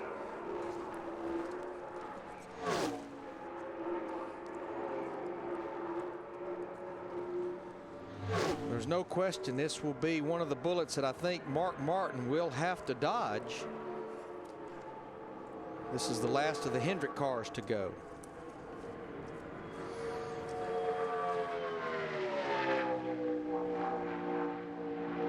His get up to speed lap, though, is not all that sporty. You know, talking about winning the championship, the other thing that seems a little strange, he's not won a championship since Jimmie Johnson and that 48 team became a reality. His last championship was in 2001. The 48 team started in 2002. Well, I know when Jeff was winning championships, I figure, you know, what the heck, he might win 7 or 8. Then they came up with the drive for 5. And now Jimmie Johnson, I noticed they're talking about the drive for 5. I'm not sure I'd use that slogan. He gained quite a bit going through 1 and 2. Let's see what it does with that tailwind going down the back straightaway. Yeah, his get up to speed lap really picked up through turns 3 and 4. And right now he has about the 9th best first lap. I know it's hard to see, but I just see just ever so slightly that wiggle getting into 3, like really getting in there hot. But it causes the car to move around a little bit too. He's going to be in the top 10, but he looks like he's going to be the slowest of the Hendrick cars, 9th quickest for this 24 car. 47.35 for Gordon. He'll usually tell you what he thinks here. You know, I'll be anxious, and hopefully we can get to him and talk to him, because he made up good ground through 1 and 2. It's like he started losing it down the back straightaway. You know what, Larry, looking at all the water coming out of the car, I'm not so sure it didn't get hot and hurt the performance a little bit. Yeah, you start getting these things over about 240 with water temperature, the power actually starts to fall off. And it looked like the car actually slowed down a little bit down the back straightaway, which would tell you it's detonating just a tad, and that thing looks pretty hot. He is 1/1000th of a second behind Kyle Busch in 8th and ran the identical lap to the 1,000th of a second that Sam Hornish did. But because Gordon is higher in the points at the end of last season, I believe he would get the higher position in the starting order for Thursday. What's comical about that is Jimmie Johnson, a Hendrick car, ran the same speed as Kurt Busch, a Penske car. Jeff Gordon, a Hendrick car, ran the same speed as Sam Hornish Jr., a Penske car. Parity. I would say. But that's amazing, down to the thousandths, a tie at a 2.5 mile racetrack. Now here is Jeff Burton. Finished runner-up in the 500 in 2000 when he was driving for Jack Roush, and won the pole in his second 500 for Richard Childress in 2006. Now this is the only car I've really noticed that actually has the car running sideways. They've got this car with the rear end hung out to the left, which is taking the spoiler, trying to take the spoiler out of the air. And if it's hanging out to the right makes downforce, you'd think moving the car around a little bit and hanging it out to the left there would make less downforce. That's what they're trying to do. You'll see it when it comes off the short straightaway here, how the right front is a lot closer to the wall than the right rear is. And I think we should explain that just a little bit, because NASCAR allows, to a certain degree, put and tow in the rear end housings. They do have limitations on it. And yeah, all the downforce tracks, you want that right rear hung out because it's creating downforce and side force, but you want to take that away at a place where you're trying to run fast on the straightaways. They will probably change this housing out after qualifying to get ready for the race. I'd say you're exactly right. Now his first lap about 0.3 slower than his teammate Clint Bowyer, who is 7th on the chart right now. A lot of changes at Richard Childress Racing late last season, swapping of crews, crew chiefs, and at the end of the season they dissolved the 4th Childress team, come here to Daytona with 3 cars. And I think the change they made with this 31 team, at least it paid dividends at the end of the season. They moved Todd Barrier, who was Casey Mears' crew chief, over to this 31 in the last 4 races. 4 top 10 finishes, 2 second-place finishes to end the season. 23rd for Jeff Burton, 47.65. The next car scheduled is Matt Kenseth. He is having a battery issue, so then it'll be A.J. Allmendinger, Joe Nemechek, and Mike Bliss.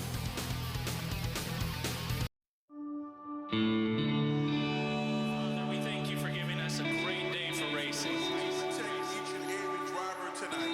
We pray in your name, amen, and Godspeed.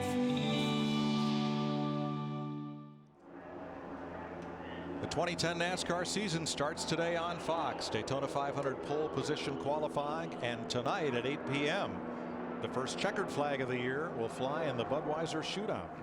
A.J. Allmendinger from Los Gatos, California, finished 3rd in last year's 500, and 48.06 is his first lap in the Best Buy Ford. But he's working on being the best in class so far, because right now Paul Menard is the fastest Ford. He's 17th quickest. AJ lost a little bit off turn 4. I don't think he's going to get there. He was there till he got over in the middle of turn 4. Close, Larry. 19th behind Menard and Reagan of the Fords. Allmendinger's 47.55, 3rd in that group, 19th overall. Kind of interesting, all those Fords, they listed times 54, 54, 54. They all ran about the same speed. Well, Matt Kenseth will get a charge out of this if they get it in within the 5 minutes allowed for him to make his qualifying run. Krista? Well, when your teammates are 1-2, it's easy for some of us to say, hey, what happened there on that lap, Jeff? It seemed like you were losing a little bit of speed on the backstretch. Was that a good lap, or what happened? Obviously wasn't as good as we were hoping for. You know, we got our hopes up yesterday in practice with how well things went, and we only got to make really 1 run. But I mean, it's still not a bad lap. Just you know, when you know what you're capable of doing, it's slightly disappointing. So I think we thought we could get a little bit more than that, but we'll certainly take that. And I mean, if you're not 1 or 2. It really doesn't matter right now. So you know, if we're trying to get on that front row, our teammates seem to have that pretty well covered, and anything after that, you know, we just get ready to go racing. Sometimes victims of their own success. Dick Berggren? With Bill Elliott, a past winner of the Daytona 500, but that does not guarantee him a qualifying spot for the 2010 race. But 4th, quick in practice. What do you think? How's your tummy? You nervous? Yeah, a little bit. I mean, it's no different. It's always been down here. You get kind of, you think through everything that you're going to try to do when you hit the racetrack. And, you know, Lynn and Eddie's really worked hard on this Ford Fusion. And, you know, thanks to Motorcraft and Quick Lane and all the people that support this deal. Without them, we couldn't be here. And, you know, I know we keep kind of go over and over that, but that's a part of this sport. But the biggest thing that I see from yesterday to today, we've got a good push down the back straightaway, and I felt like the speeds would be higher. Just plain and simple, if you took exactly what you did yesterday and applied it today, the speed should be a couple of 3/10 quicker. But saying that, we're going to have to pick up on our side, you know, and hopefully we can. He's got a wonderful car to do it. This automobile is brand new, and this car has the best fit and finish of any of them. The craftsmanship is truly remarkable. Don't overlook Elliott, because he could become the first 5-time pole winner in 500 history. Right now he's tied with Buddy Baker and Cale Yarborough. They have 4 apiece. As you see the battery change going on in Matt Kenseth's car. Kenseth will be the last of the top 35 drivers who are locked into the show to make their qualifying run. So it's go or go home time, and we start with front row Joe Nemechek from Lakeland, Florida, one of the few owner drivers remaining in NASCAR Sprint Cup competition. And what we're going to see in these 19 cars, as we mentioned at the top of the show, Mike, when it's all over with, 3 of them are going to be really happy because they'll be the fastest 3. We know they'll be in the Daytona 500. But for all of them, a lot like even our top 35 guys, with the exception of who sits on the front row, this determines their starting position in those Gatorade dual races on Thursday. And it just seems like some of these guys always pull. They always find something. They'll gamble. They'll gamble on setup, they'll gamble on the engine, they'll gamble on whatever, try to get the most speed they can. Joe attempted but missed the Daytona 500 last year. Well, this is looking like a pretty sporty lap for Joe Nemechek. He's flirting right outside the top 10 halfway down the back straightaway. Just real quick, going back to that 17 car, I think we need to explain. We've talked about them changing the battery. They don't have the hood up. It's because the battery on these race cars is located right in front of the left rear tire. So you jack the car up, take the left rear tire off. That's where the battery's located. Nemechek trying to time his way into the Daytona 500. And for an unsponsored team, run out of his own shop and garage, 13th. Will that be lucky 13, 47-44? Well, that's a good lap, no matter what. Yeah, absolutely. It doesn't guarantee him anything right now, but he's the 3rd quickest Toyota. Yeah, well, and what people like Joe and all these guys back here in the go or go home drive, it's look at who they beat. I mean, you know, even they're always happy at the end of the day about look who I beat. They got all the resources, and I was still able to outperform them. So let's go back to the top 35 for one more car, and it's the defending champion of the Daytona 500, Matt Kenseth. Well, what I don't like about what just went on there is these guys, they're allowed to have generators on pit road up to a certain point that they plug in heaters to the oil, heaters to the transmission, to the gear. Well, they reach a certain point in that line, they have to unplug those. Well, all that time they just spent down there, that's more time that all that stuff was unplugged, and the temperatures and all those fluids that needs to stay up there was just getting colder and colder. Oh, yeah, it'll definitely hurt the performance. He won the 500 last year from 39th, the deepest in the field that a 500 winner has ever started. And he did it in a backup car. In fact, he won not only the 500, but the first 2 races of the season, Daytona and California. And then, did the wheels fall off?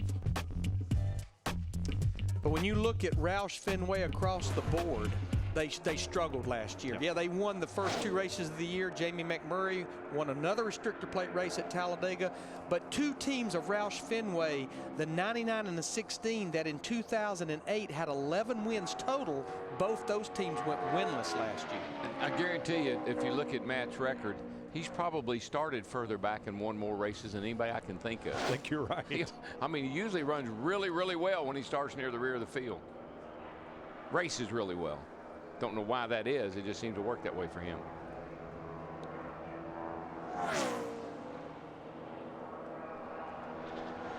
First lap, 47.89. It's a decent lap. That's top 15 territory. Maybe not top 10, but pretty nice little opening lap.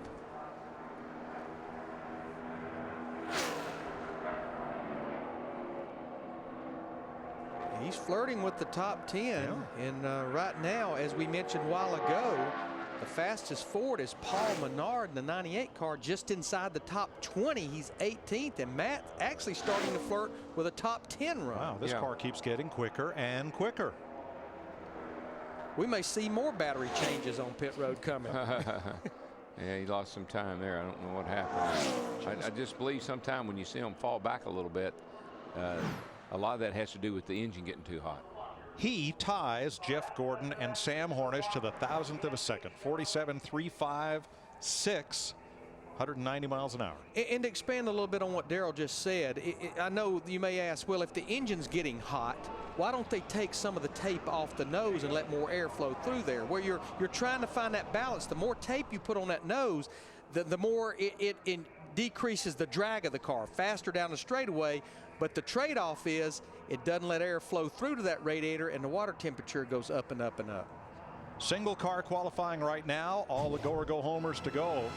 But tonight, based on what we saw Thursday, it looked like driving the first day of winter with the first snowfall on the ground. Wow. Turn 1 was Calamity Corner as Mark Martin and Denny Hamlin got together. 6 cars taken out in that one. And then Juan Pablo Montoya and Kurt Busch had an altercation of the worst kind for Busch's car. What'll happen tonight when the Budweiser Shootout gets the green flag, 8 o'clock Eastern on Fox? It's going to be the Budweiser what the heck happened shootout. it could well be. What the heck just happened? Limited practice time due to rain, both for the shootout and for the 500. We shall see. You earlier heard from Tommy Baldwin. Here's his driver, Mike Bliss, a past champion of the Camping World Truck Series. He has 95 starts in the Sprint Cup Series, and he's running 2 Daytona 500s. This team raced their way in last year with Scott Riggs driving in the very first race out of 2009. And Tommy was sort of the poster boy for, you know, guys, crew chiefs starting their own teams last year. Going out and hiring a lot of people that had lost their jobs and putting together a program with limited resources. He's done a very good job of hanging in there all year long, and here he is back again this year with things looking a little bit better for him.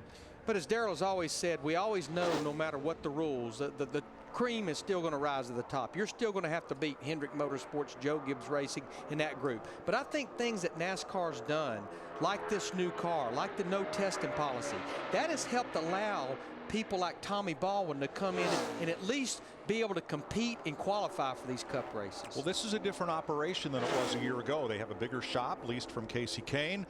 Baldwin's taken on a business partner, Al Hankey, a very familiar car owner on the dirt modified circuit, and hired some new people and has a full-time and a second car to run. So it's a whole different operation than the wing and a prayer that we saw Baldwin with here last year. Well, and I think Tommy said it in his interview. Tommy has finally realized that if I'm going to run this race team, manage it, try to do the business side, I've got to have a crew chief. And I know that had to be hard for Tommy to do because Tommy's a hands-on type of a guy.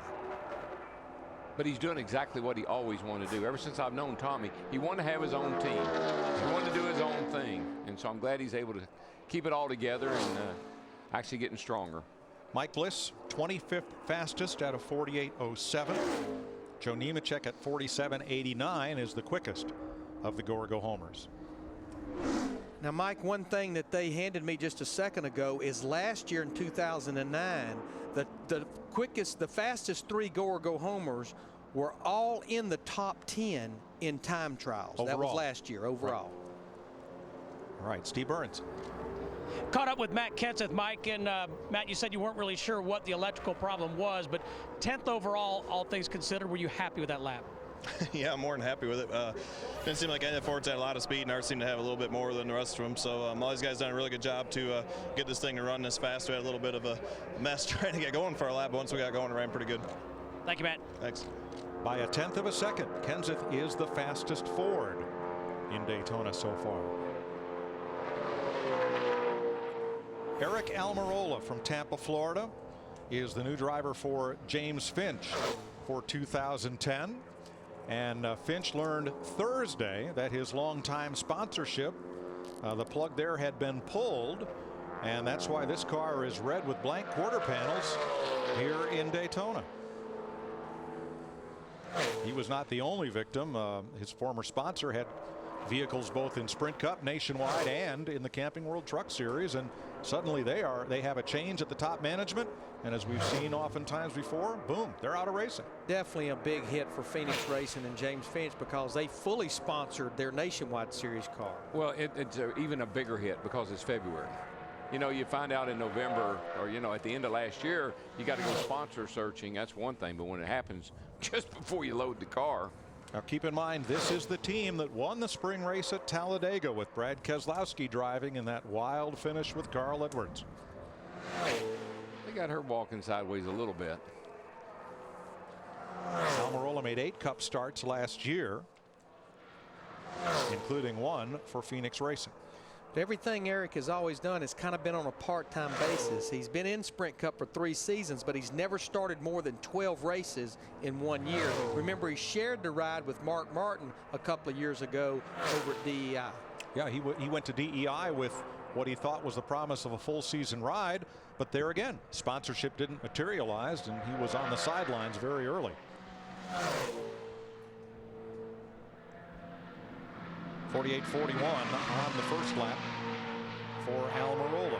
And once again, of these go or go home drivers, the 3 fastest know they'll be in the Daytona 500, and the rest are going to have to race their way in the Gatorade Duel. And I think that's going to include Eric Almirola with this speed he's got.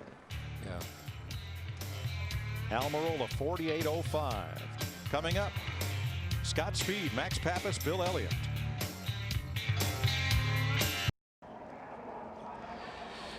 Our 10th season of NASCAR on Fox 2010 here. Glad you're with us for pole qualifying a week from tomorrow. It's the Great American Race, the Daytona 500 on Fox. Right now, Mark Martin has the pole and would be the oldest. Dale Jarrett at age 48. Martin at 51 as Scott Speed in his Toyota rolling in here. Yeah, see Scott Speed right now. He is the fastest of the go or go homers right now. 12th quickest for Scott Speed, and he's looking for big things here in 2010. And one of the things that I think you might find interesting, if you haven't kept up on your notes on Scott Speed, you know how you're kind of like always worried about getting your hair done right. Yes. He gets his nails and his toenails done every Really? Yeah. Every time I see him, he's got his iPhone and an iPod. He's one of those kind of guys. He's very stylish. Last year started 38th of the Daytona 500, wound up 35th. And, of course, Kyle Busch at his Gibbs Toyota was 8th among the fastest so far, with a front row at the moment again of Mark Martin and Dale Earnhardt Jr. Now here's I think one of the most energetic drivers we got in the garage here today, Max Pappas. He has a good run here, Chris. I mean, he may be out running alongside the car before he gets back to the garage here. Max Pappas loves this race. He may be 40 years old, but he truly, when he comes into this sport, he feels like that he belongs here, number one, but at the same time, he is so appreciative of the opportunity to get a chance to race in NASCAR. And no Daytona 500s, but he is Emerson Fittipaldi's son-in-law. Of course, a 2-time Indy 500 winner and 2-time world driving champion. Let's check in with Matt Yoka. Matt?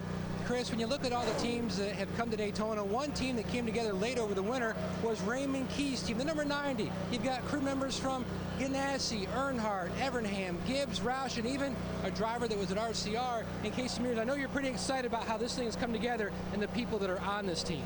Yeah, I think for the short amount of time that we've had to put a team together, assembled a good group of guys. You know, obviously, I think with everything going on, you know, within the sport right now, there's a lot of good guys floating around, and you know, I think that everybody's worked real hard, and everybody at Keyed Up Motorsports has tried to put together the best possible piece they can in a short amount of time. And you know, we're all kind of on pins and needles here, looking to see what we're going to run with. Just getting one run yesterday, which everybody did. You know, for us, it was our first run ever, so we're looking forward to seeing what we can get here today. And owner Raymond Key, Chris, told me that they are not a start and park team. They are going to each and every race as possible. They are there to race. Thanks, Matt. 7 Daytona 500s, a best finish second, and Doug Rickard, his crew chief, right? 1980 championship crew chief. Yes, he is. Doug's very, very capable right there working with Casey right there. Look for good things for them. Watching the 13 car, not very fast on that get up to go lap. Slowest of the cars so far, 40th, and right now, even on his second lap, he's really struggling. I don't think Booty Barker, the crew chief on this number 13 car, is going to be very happy with this. They thought they had a couple things they could do to the car to find some speed, but right now, clearly, he is going to have to race his way into the 500 come next Thursday in the duels. And the wind, which Ryan Newman talked about early, saying, hey, when he went out, tough to predict. We've heard various drivers talk about the bad, the good, how it's affected things. And what do you think the effect of Bill Elliott coming up here in a moment? Well, interesting. You talk about Bill Elliott. We talked a little earlier. You see the American flag there. Also, the wind direction gusts anywhere up to 15 miles an hour. Direction kind of whipping around. The one thing that I do want to talk about, and we touched on it when we had Robin Pemberton here about the shark fin. As you go off into turn 3, that big fin and those end plates could really be adding to some of these cars running up the racetrack through 3 and 4. Now, as this 21 car rolls off, Mike said it earlier, this guy sat on the pole, don't overlook him. I looked this car over very carefully. I was talking to David Hyder, the crew chief on this car. Brand new piece.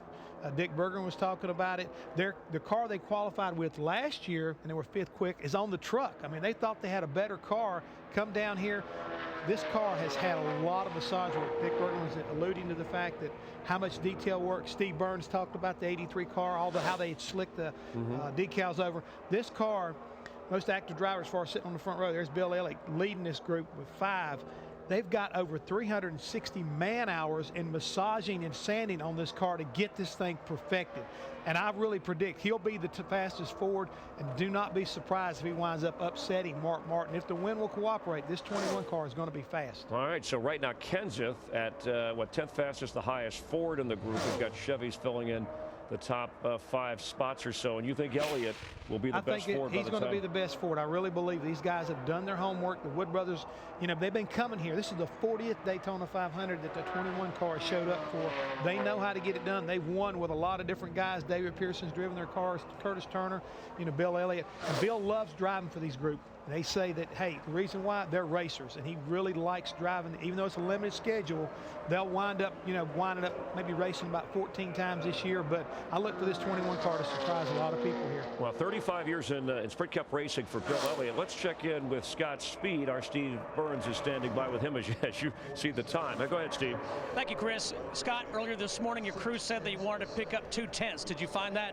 We found 8, so I know I could tell Jimmie was real nervous for this. I mean, for us to have to qualify in on time here, hopefully, and we weren't so quick yesterday. So the guys made a lot of good decisions before qualifying, and it looks like it pays off because we picked up a bit more than we expected. Congratulations. Thanks. Let's go to Chris. All right, thanks, Steve. And Bill Elliott, you talked about. Yeah, he was right there. He had a top 5 run going, and he is really looking strong off of 3 and 4. If he can just get back to the start-finish line, may not be the front row, but it will definitely make him the fastest of the go-or-go-homers that have to qualify on time. He does have 2 Daytona 500 wins.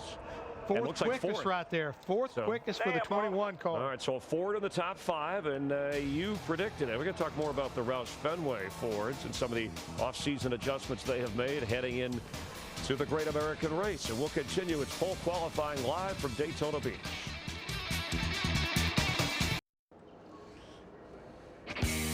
Daytona 500 qualifying on Fox is sponsored by Budweiser, the beer that starts with full flavor and ends with a crisp, clean finish. Budweiser, it's what we do. And right now, Hendrick 1-2. Front row for the Great American Race. Last time Hendrick Motorsports had the front row for the Daytona 500, Mike, was '89. Ken Schrader, the pole, and Darrell Waltrip went on to win the race from the outside row.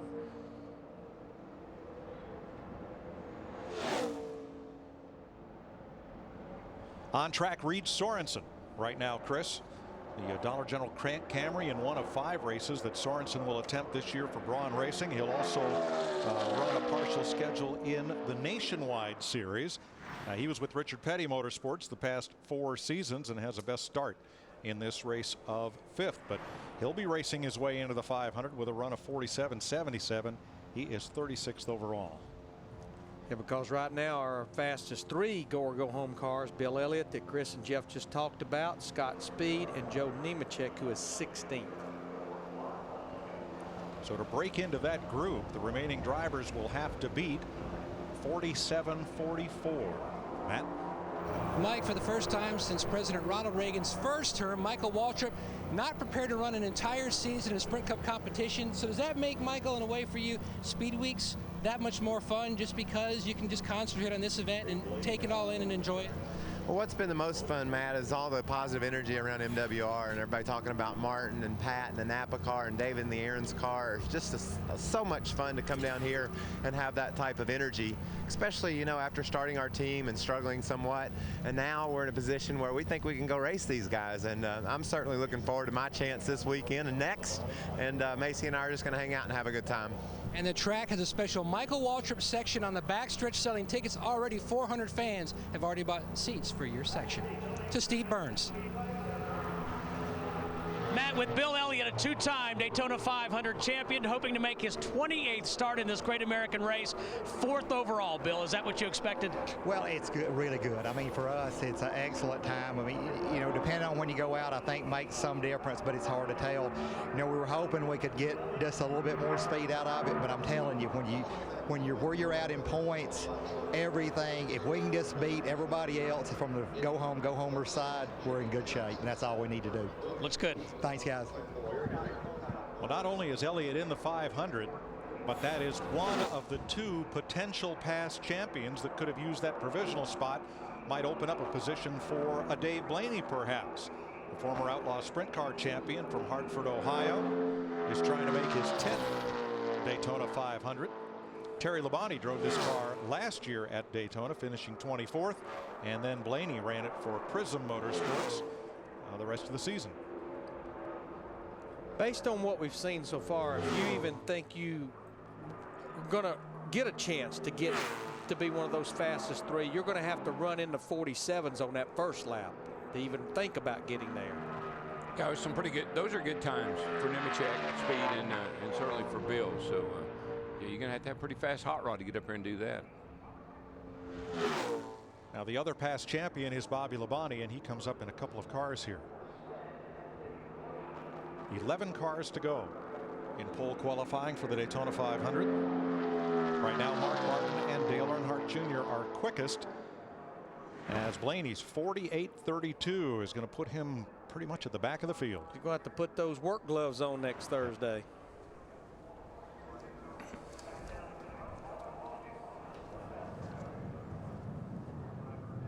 NASCAR on Fox, proud to be back for our 10th season of NASCAR racing. Next Sunday, America's sport comes home. NASCAR back to its roots with racing like it's meant to be.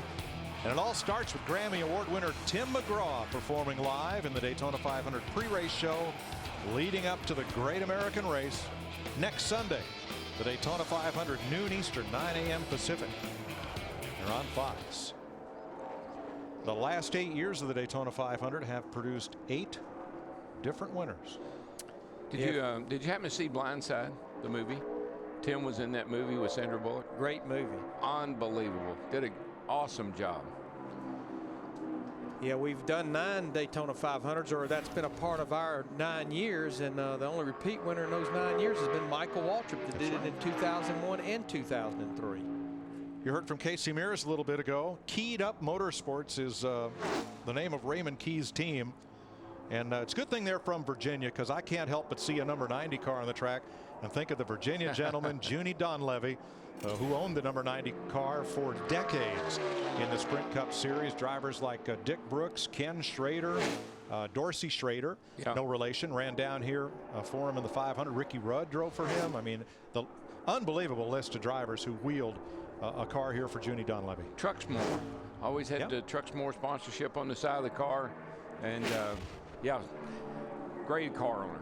He got that one win at Dover, Delaware in 1981 with Jody Ridley driving for him.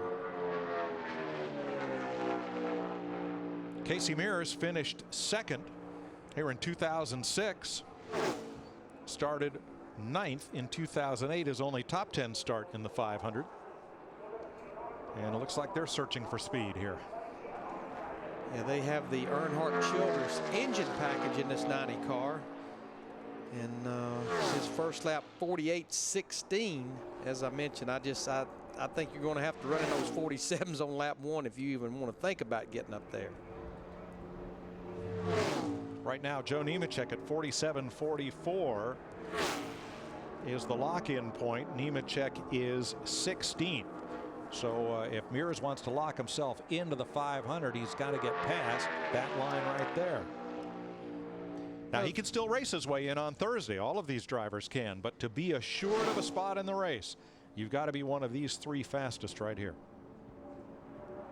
You know, you look at Casey's year last year in 2009 with the 07 car, certainly not the season they were looking for, but one thing that he did accomplish, he was running at the end of every race last year, no DNFs.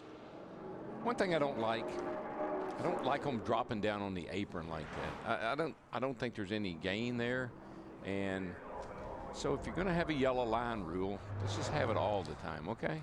47.79 for Mears. He is 37th out of the 44 drivers so far. Plus, it looks dangerous to me. I mean, I've dropped left wheels down on that line before through the tri-oval, and it get your attention. Well, the apron is essentially flat, and that tri-oval's banked, what, 17 degrees? Yeah. That's quite a difference. And I think the most deceiving thing is how much of a turn that really is. And how fast you're going. Hey, Daryl. Yeah, brother. Do you remember 1981? I do, but man, that was for the win, buddy. But wait a minute. Whoa, time out. You passed Benny Parsons in that same area. You say you shouldn't go down there to win the race. He was younger then, though, Jeff. But that's my whole point. There's a lot of these guys that are younger now that don't bother them. And you know what I told Benny, and it came true later on, 25 years later. I said there were no out-of-bounds stakes anywhere that I went. Right. But you went down on the apron, big boy. Don't forget it. Well, he ran me down there. Yeah, that's your story, and I'm sticking to it, right?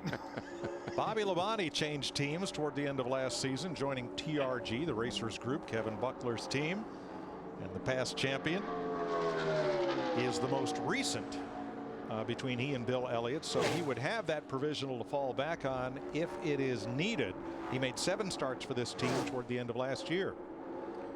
He's got a couple of poles here for the one for the Daytona 500 1998, 2 poles total. He won the pole for Joe Gibbs Racing and finished 2nd that year, 1998. But Mike, you kind of touched on this. If when this is all said and done, the smoke is cleared, if Bill Elliott and Bobby Labonte both are in that fastest 3 group of the Go Homers, that will pull someone else in the 4th quickest speed. Right. A total of 8 cars from the Go Homers will start the 500.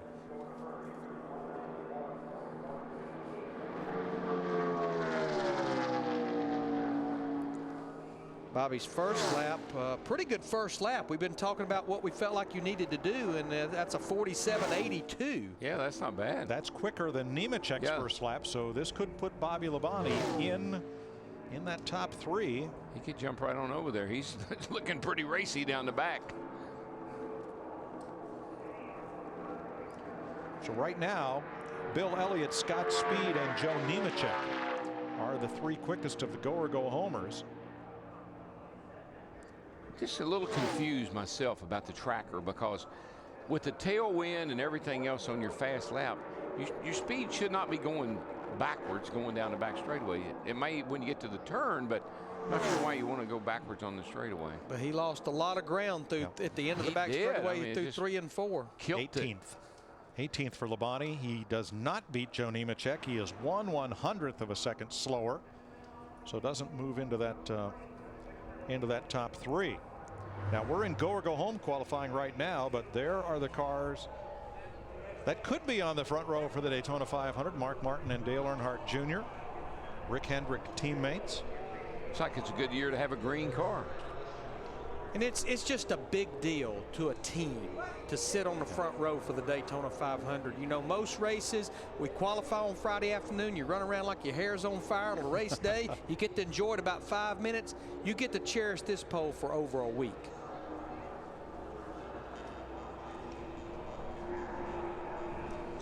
Well, let's see what little brother can do here. Trying to make his 24th Daytona 500.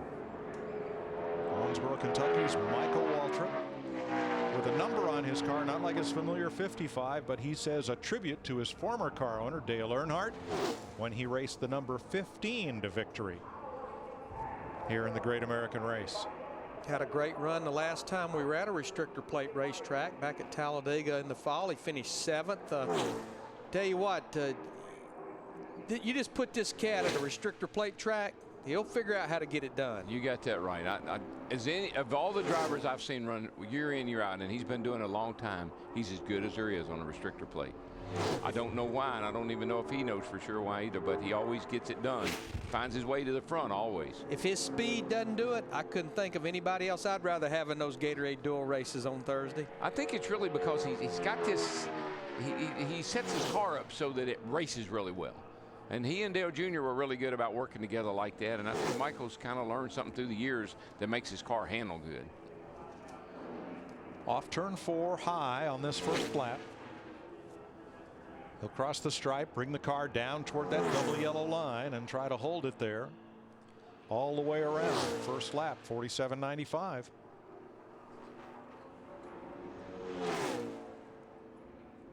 So he's going to need to pick up about a half a second if he wants to get up there in front of Joe Nemechek. He's going to need about another 10th, Larry, from where he is right now. See if his car will run down the back.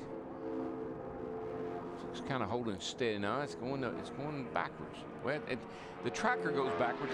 The speed goes up a skosh, but not much. You know, Darrell, they have a gear rule here, and they give them a choice of a 364 and a 370.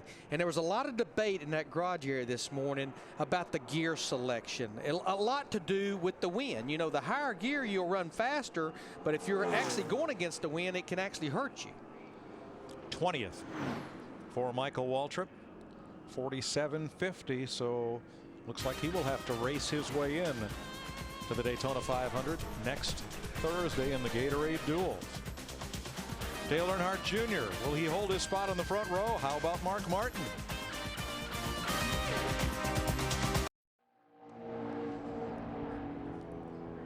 Spanaway Washington's Derek Cope, winner of the 1990 Daytona 500.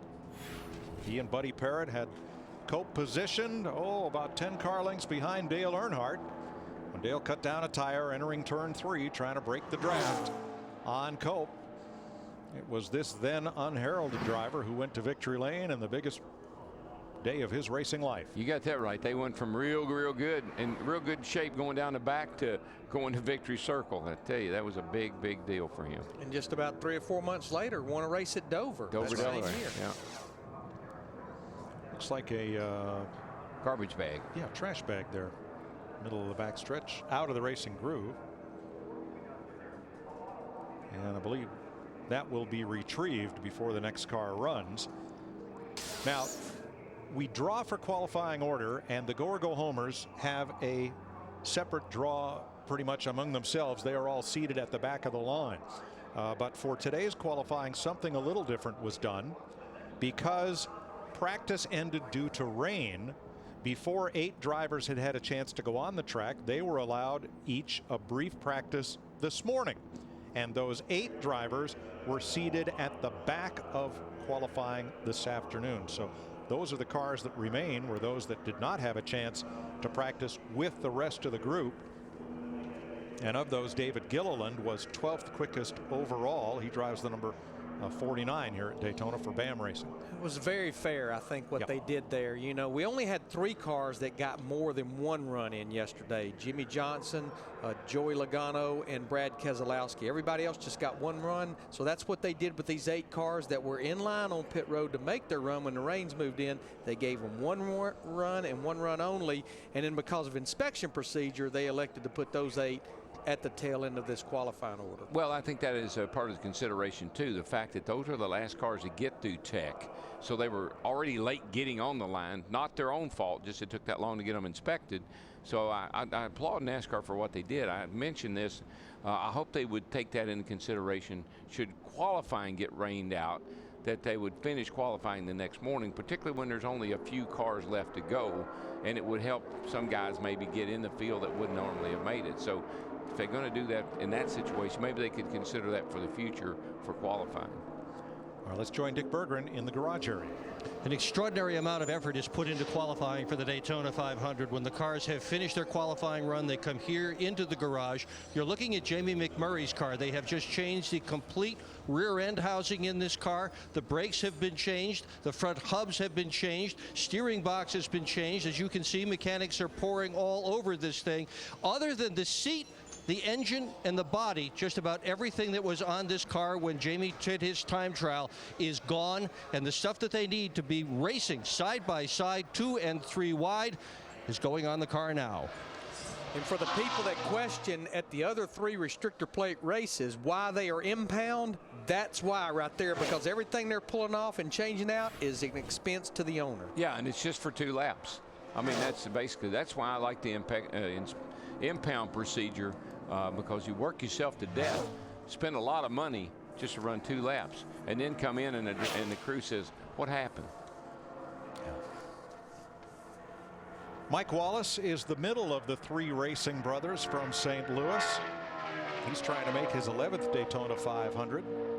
Rusty, the oldest brother, Kenny, the youngest, and Mike's daughter, Chrissy, is going to race here next weekend at Daytona in the nationwide race. And the owner of this car is Brian Keselowski, which is Brad Keselowski's brother. And if that car looks like Budweiser Red, it's the same car that Casey Kane won at Charlotte with in May of 2008, which is another thing that this new car has done.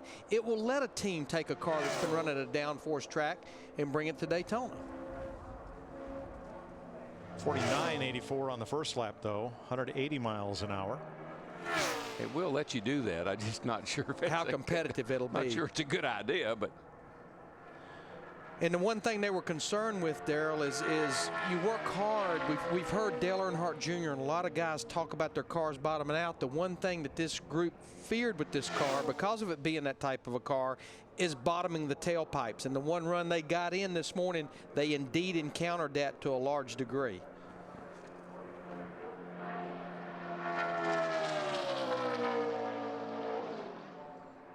.49.26. Mike Wallace does pick up 0.6 of a second, but it does not move him up in the running order. So let's take a look at the fastest of this go or go home group. Bill Elliott, Scott Speed, Joe Nemechek would be locked in, and we're going to double check and see if that past champions provisional is applied before or after the fastest speeds in qualifying. And we're told it's after. So, but they will reserve a spot for that past champion if needed. Obviously, Bill Elliott's not going to need it. Now, if Bobby Labonte happens to race his way in the Gatorade Dual Race as one of the top 2 finishers of the go or go homers, then that opens that other spot up for the 4th quickest speed. So there's a lot of people that will be pulling for Bobby Labonte in those Gatorade Dual Races on all those Thursday. other drivers and car owners that's trying to get in on the speed. And he could too. He's 18th quick, and the car, you know, is pretty fast. So certainly a good chance he could do that. Kirk Shelmerdine, native of Philadelphia, came south and gained fame in NASCAR as Dale Earnhardt's championship winning crew chief. He has one start in the Daytona 500, 2006. Had the biggest payday of his career when he wound up in the top 20. That was when he had a fast car, and wasn't that the year when everybody was trying to get him to sell the ride or buy his spot? Or yes. And he said, "No, sir, I've been working my whole life for this opportunity, and I'm not selling it out now." That's right. He was offered way more than the purse. Oh yeah. The amount that the car would win if he would drop out and. Or let another driver drive his car. That's what it was. Yeah. With their and bring their sponsor along. I was going to say, if you get into 500 with blank quarter panels, those blank quarter panels become very valuable. They're gold. Last year he didn't make the race. He time trialed 45th and was the 6th finishing go or go home driver in his dual race. That Daytona 500 run in 2006 was his last Cup start. But you know, Darrell, going back on what I said a while ago, I guess I should have phrased that differently about what this new car has accomplished. You know, before this car, you wouldn't even consider going and purchasing a car that was run somewhere else to come here. The good thing is it will let you race in the Gatorade Dual Race on Thursday. So, you know, there is some value that this car has brought in that capacity. Yeah, if everybody was doing that, if everybody was on that program, it'd be fine. But when one guy builds a car just for Daytona, then everybody else got to build a car for Daytona, and so on and so on and so on. I mean, week in and week out, all year long, all you hear from one driver to the next, well, we got a brand new car. Well, we got a brand new car. These cars have evolved so much from those 2008 cars. Come a long way. Kirk Shelmerdine finishes up with a 48.80, just about duplicates his first lap run.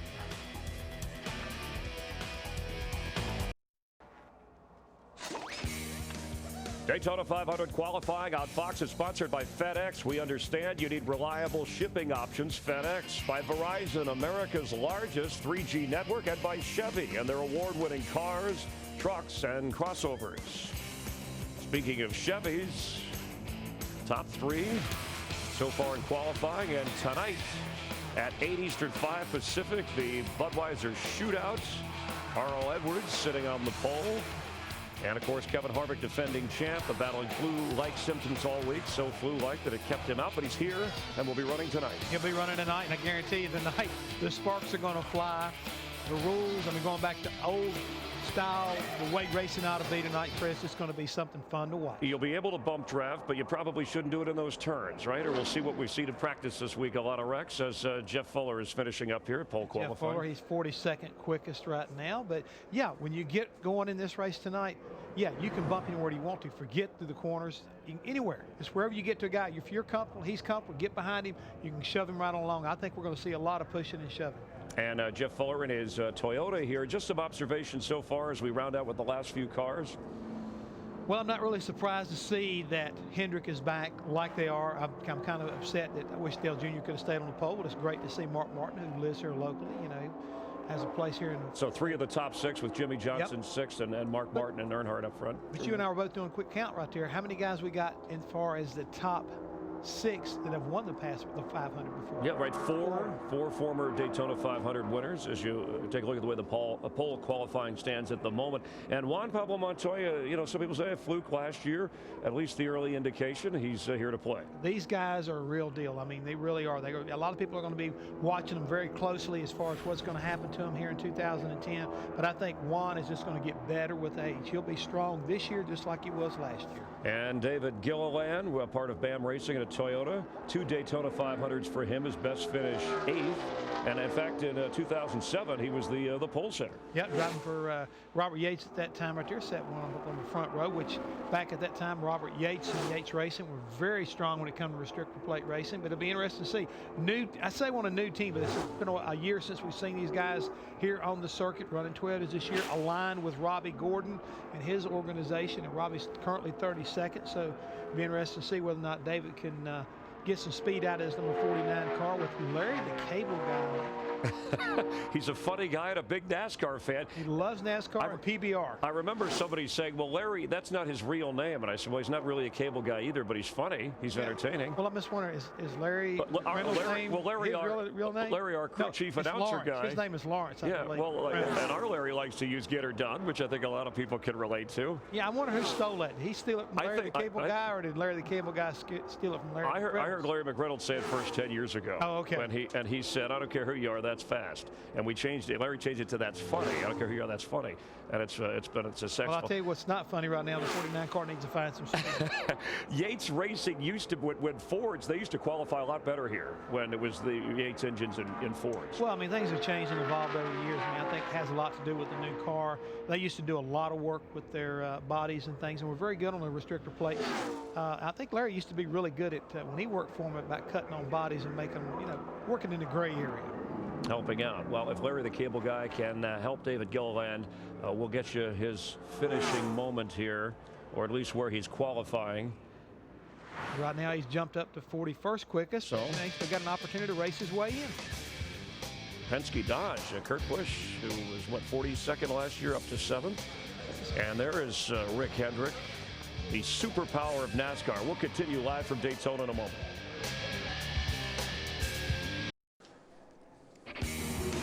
Daytona 500 qualifying on Fox is sponsored by Sprint, the Now Network. Sylvania, Ohio's Terry Cook has 314 starts in the Camping World Truck Series. He's trying to make his first Sprint Cup start in this year's Daytona 500. And Cook is 47th fastest with a 48.11.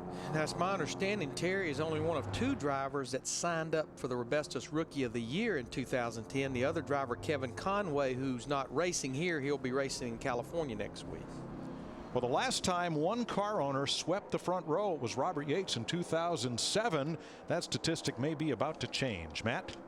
Hey, Mike, you just missed Tony Gibson, crew chief of the 39 of Ryan Newman, who sits 3rd. He just walked over and thanked owner Rick Hendrick for the engine that your engine department built. Congratulations, very stellar day. You've got to be very proud of the 5 in the 88 teams, because those 2 teams work together so much back at the shop. We said, at the end of the year, the challenge for Lance and Alan was, let's have one team with 2 cars. And they reworked the entire shop, did a job description, then fill in the blanks, and then to come down here and have 2 cars that run almost identical speed. I'm so proud of Lance and Alan and the teams for doing what they've done in the offseason. And I know it doesn't mean much, but this is the first opportunity we've got to show that what that group can do. So real proud of them. All right, congratulations. Thank you. Thank you. You know, I think Matt made a great point there. You know, even though Rick Hendrick has the philosophy of one team fielding 4 cars, when you go to the Hendrick complex, it's the 24 and the 48 in one building and that 5 and that 88 in another building. 2 cars to go in pole qualifying for the Daytona 500. Michael McDowell from Glendale, Arizona, on the track trying to make his first Daytona 500. He has 28 career Cup starts. 8 of them came last season. He started 1 race here at Daytona, and that was July of 2008. Talking about Rick Hendrick, the job they've done over there helping the people in Haiti has just been a phenomenal story, too. If you get a chance, you ought to check that out, because it's amazing what his company has contributed to that effort. Michael McDowell last year finished 13th in the nationwide points, competed with 4 different teams to end up with that result, but is best known for this. Oh my, I never can get over this. Texas Motor Speedway qualifying day. One of Michael Waltrip's Toyotas. And he walked away. Which is another testament to, I think, everything that NASCAR, the tracks, the teams, that's a combination effort. It just did one thing. It's the safer barriers, the way the car's built, the seats, everything about these cars. When he rolled off, Larry, I'm sure his crew chief must have told him what you always tell me. Reach up there and pull those belts tight one more time. And again and again and again. Because you're going to need it. 48.40 for McDowell. He is 50th of the 53 drivers, so he'll be trying to race his way in on Thursday in the Gatorade Duel. The youngest driver in this year's Daytona 500 will be Joey Logano at age 19. And our final qualifier is the man who is trying to be the oldest starter in this year's 500. 58-year-old Norm Benning from Level Green, Pennsylvania. He has tried and tried, but this would be his first Daytona 500. And Norm competes in the ARCA series on a pretty regular basis. Of course, the ARCA race coming up here on Speed at about 4:30 Eastern time. Danica Patrick making her first stock car start. In fact, Norm a year ago had a good top 10 finish in that ARCA race. Yeah, he did. And last year he ran the Camping World Truck Series, finishing 21st in points over there. So Benning in a Chevrolet, once again the top 3 go or go homers that would lock into the 500 on qualifying day would be Bill Elliott, Scott Speed, and Joe Nemechek. 47.44 is the time to beat. I guess Norm just decided he's going to, before he gets too old, he decided he would focus on his Cup career. And again, he's going to get to race in those Gatorade Duel races on Thursday. He will get to race here regardless of how fast he runs or slow he runs in this qualifying session. Right. You know, back to those top 3, Mike, we talked about it and touched on it. The 4th quickest is Bobby Labonte in that 71 car. So if he can race his way in to the 500 through the dual races, then the car that's going to be watching that closely would be Michael Waltrip, the 51 car, who's right behind Bobby in speed. So for these go or go home drivers, 3 ways to make the race. Be one of the 3 fastest today. Be one of the top 2 finishers in each of the 2 Gatorade Duel races. And you're in. Yeah. Otherwise, you got to be a past champion and take the provisional. And there's only 2 fellows eligible. And Michael's over there telling Bobby, right, don't park that car now. You got there and go. 50-18 for Benning.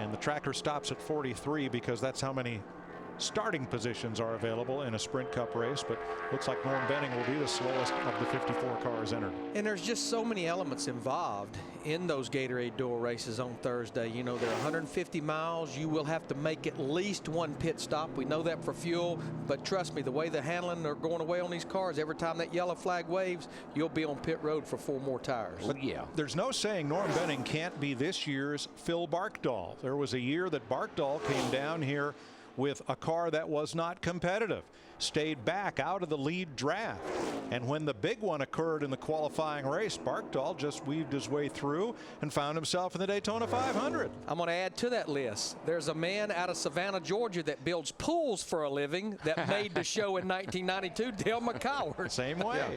Delmer never won a race, but he never lost a party. So Mark Martin has won his first Daytona 500 pole.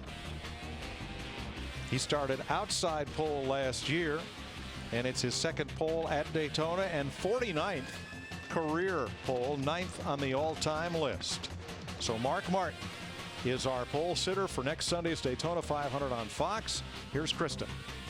Second last year, you bested this year. Mark Martin, you have won a lot of poles. I would imagine this one, your first pole for the Daytona 500, pretty special. Oh, it's just, it's such an incredible accomplishment for the 5 and 88 team and everybody on the GoDaddy.com team. And I want to thank Bob Parsons for, stepping up to the plate here. And, it's pretty exciting to have them on board. And, it's all about the team. It's, that was not an accomplishment of mine. That was Alan and all our guys. And to have Dale Jr. on the outside of the front row locked in just means that we're doing stuff right. Well, I'm not going to say he's the oldest. I'm going to say he's the most mature pole sitter in the history of the Daytona 500. Well said, Krista. Who will share the front row? The man with Dick Berggren. Dale Earnhardt Jr., how happy are you?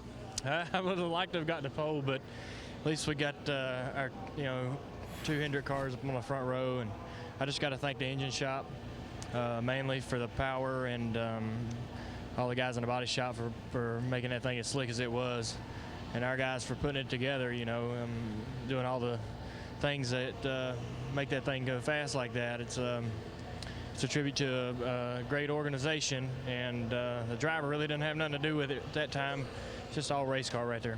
Well, come next Sunday, the driver is going to have a lot to do with it. Have you got your season where you want it for the Daytona 500? Well, we just want to be able to do good things for AMP Energy and National Guard, and this is a start, and hopefully we can keep the ball rolling all these next several days and have a good speed weeks, and then we'll get to Fontana and Vegas and all them places and see what happens there. Congratulations. A great start of the 2010 season for Dale Earnhardt Jr. Chevys take 4 of the top 5 spots. Bill Elliott, 4th, is the fastest Ford. Kyle Busch, 9th, the quickest Toyota. Kurt Busch, 7th, is the fastest Dodge.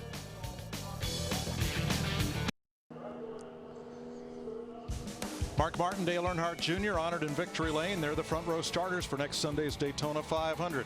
But what about both Busch brothers? One Childress car and Montoya in the top 10 today. No, well, what I hear is Dale Jr. warming up. Come on, babe, follow me. I'm the Pied Piper. All I know is 40 cars beat the pole speed from a year ago, which tells me next Sunday she's going to be fast and unpredictable as normal. Next Sunday. How about this evening? It's Super Speedway Saturday night on Fox. Chris Myers. Thanks very much, Mike. Jeff Hammond, some observations off of today as we get ready for tonight and a week from tomorrow. Oh, we get ready for tonight. It's kind of like no holds barred. Drop that green flag. You've only got 25 laps to get it right. 50 more to kind of like put the final on, starting at 8 o'clock here tonight on Fox. But looking to next week, I got to look at the duels and some of the things that got to happen. People have got to get in. How about Michael Waltrip's got to race his way into the 500 after winning 2 in his career. So big week next week. Dale Earnhardt Jr., the 2004 Daytona 500 winner with owner Rick Hendrick, and Hendrick on that front row, sweeping the front row. I mentioned 1989 the last time that happened, and they finished 1-2. You were part of that with Darrell Waltrip and Ken Schrader, and Mark Martin, the oldest Daytona 500 pole sitter at the age of 51. Promotional considerations provided by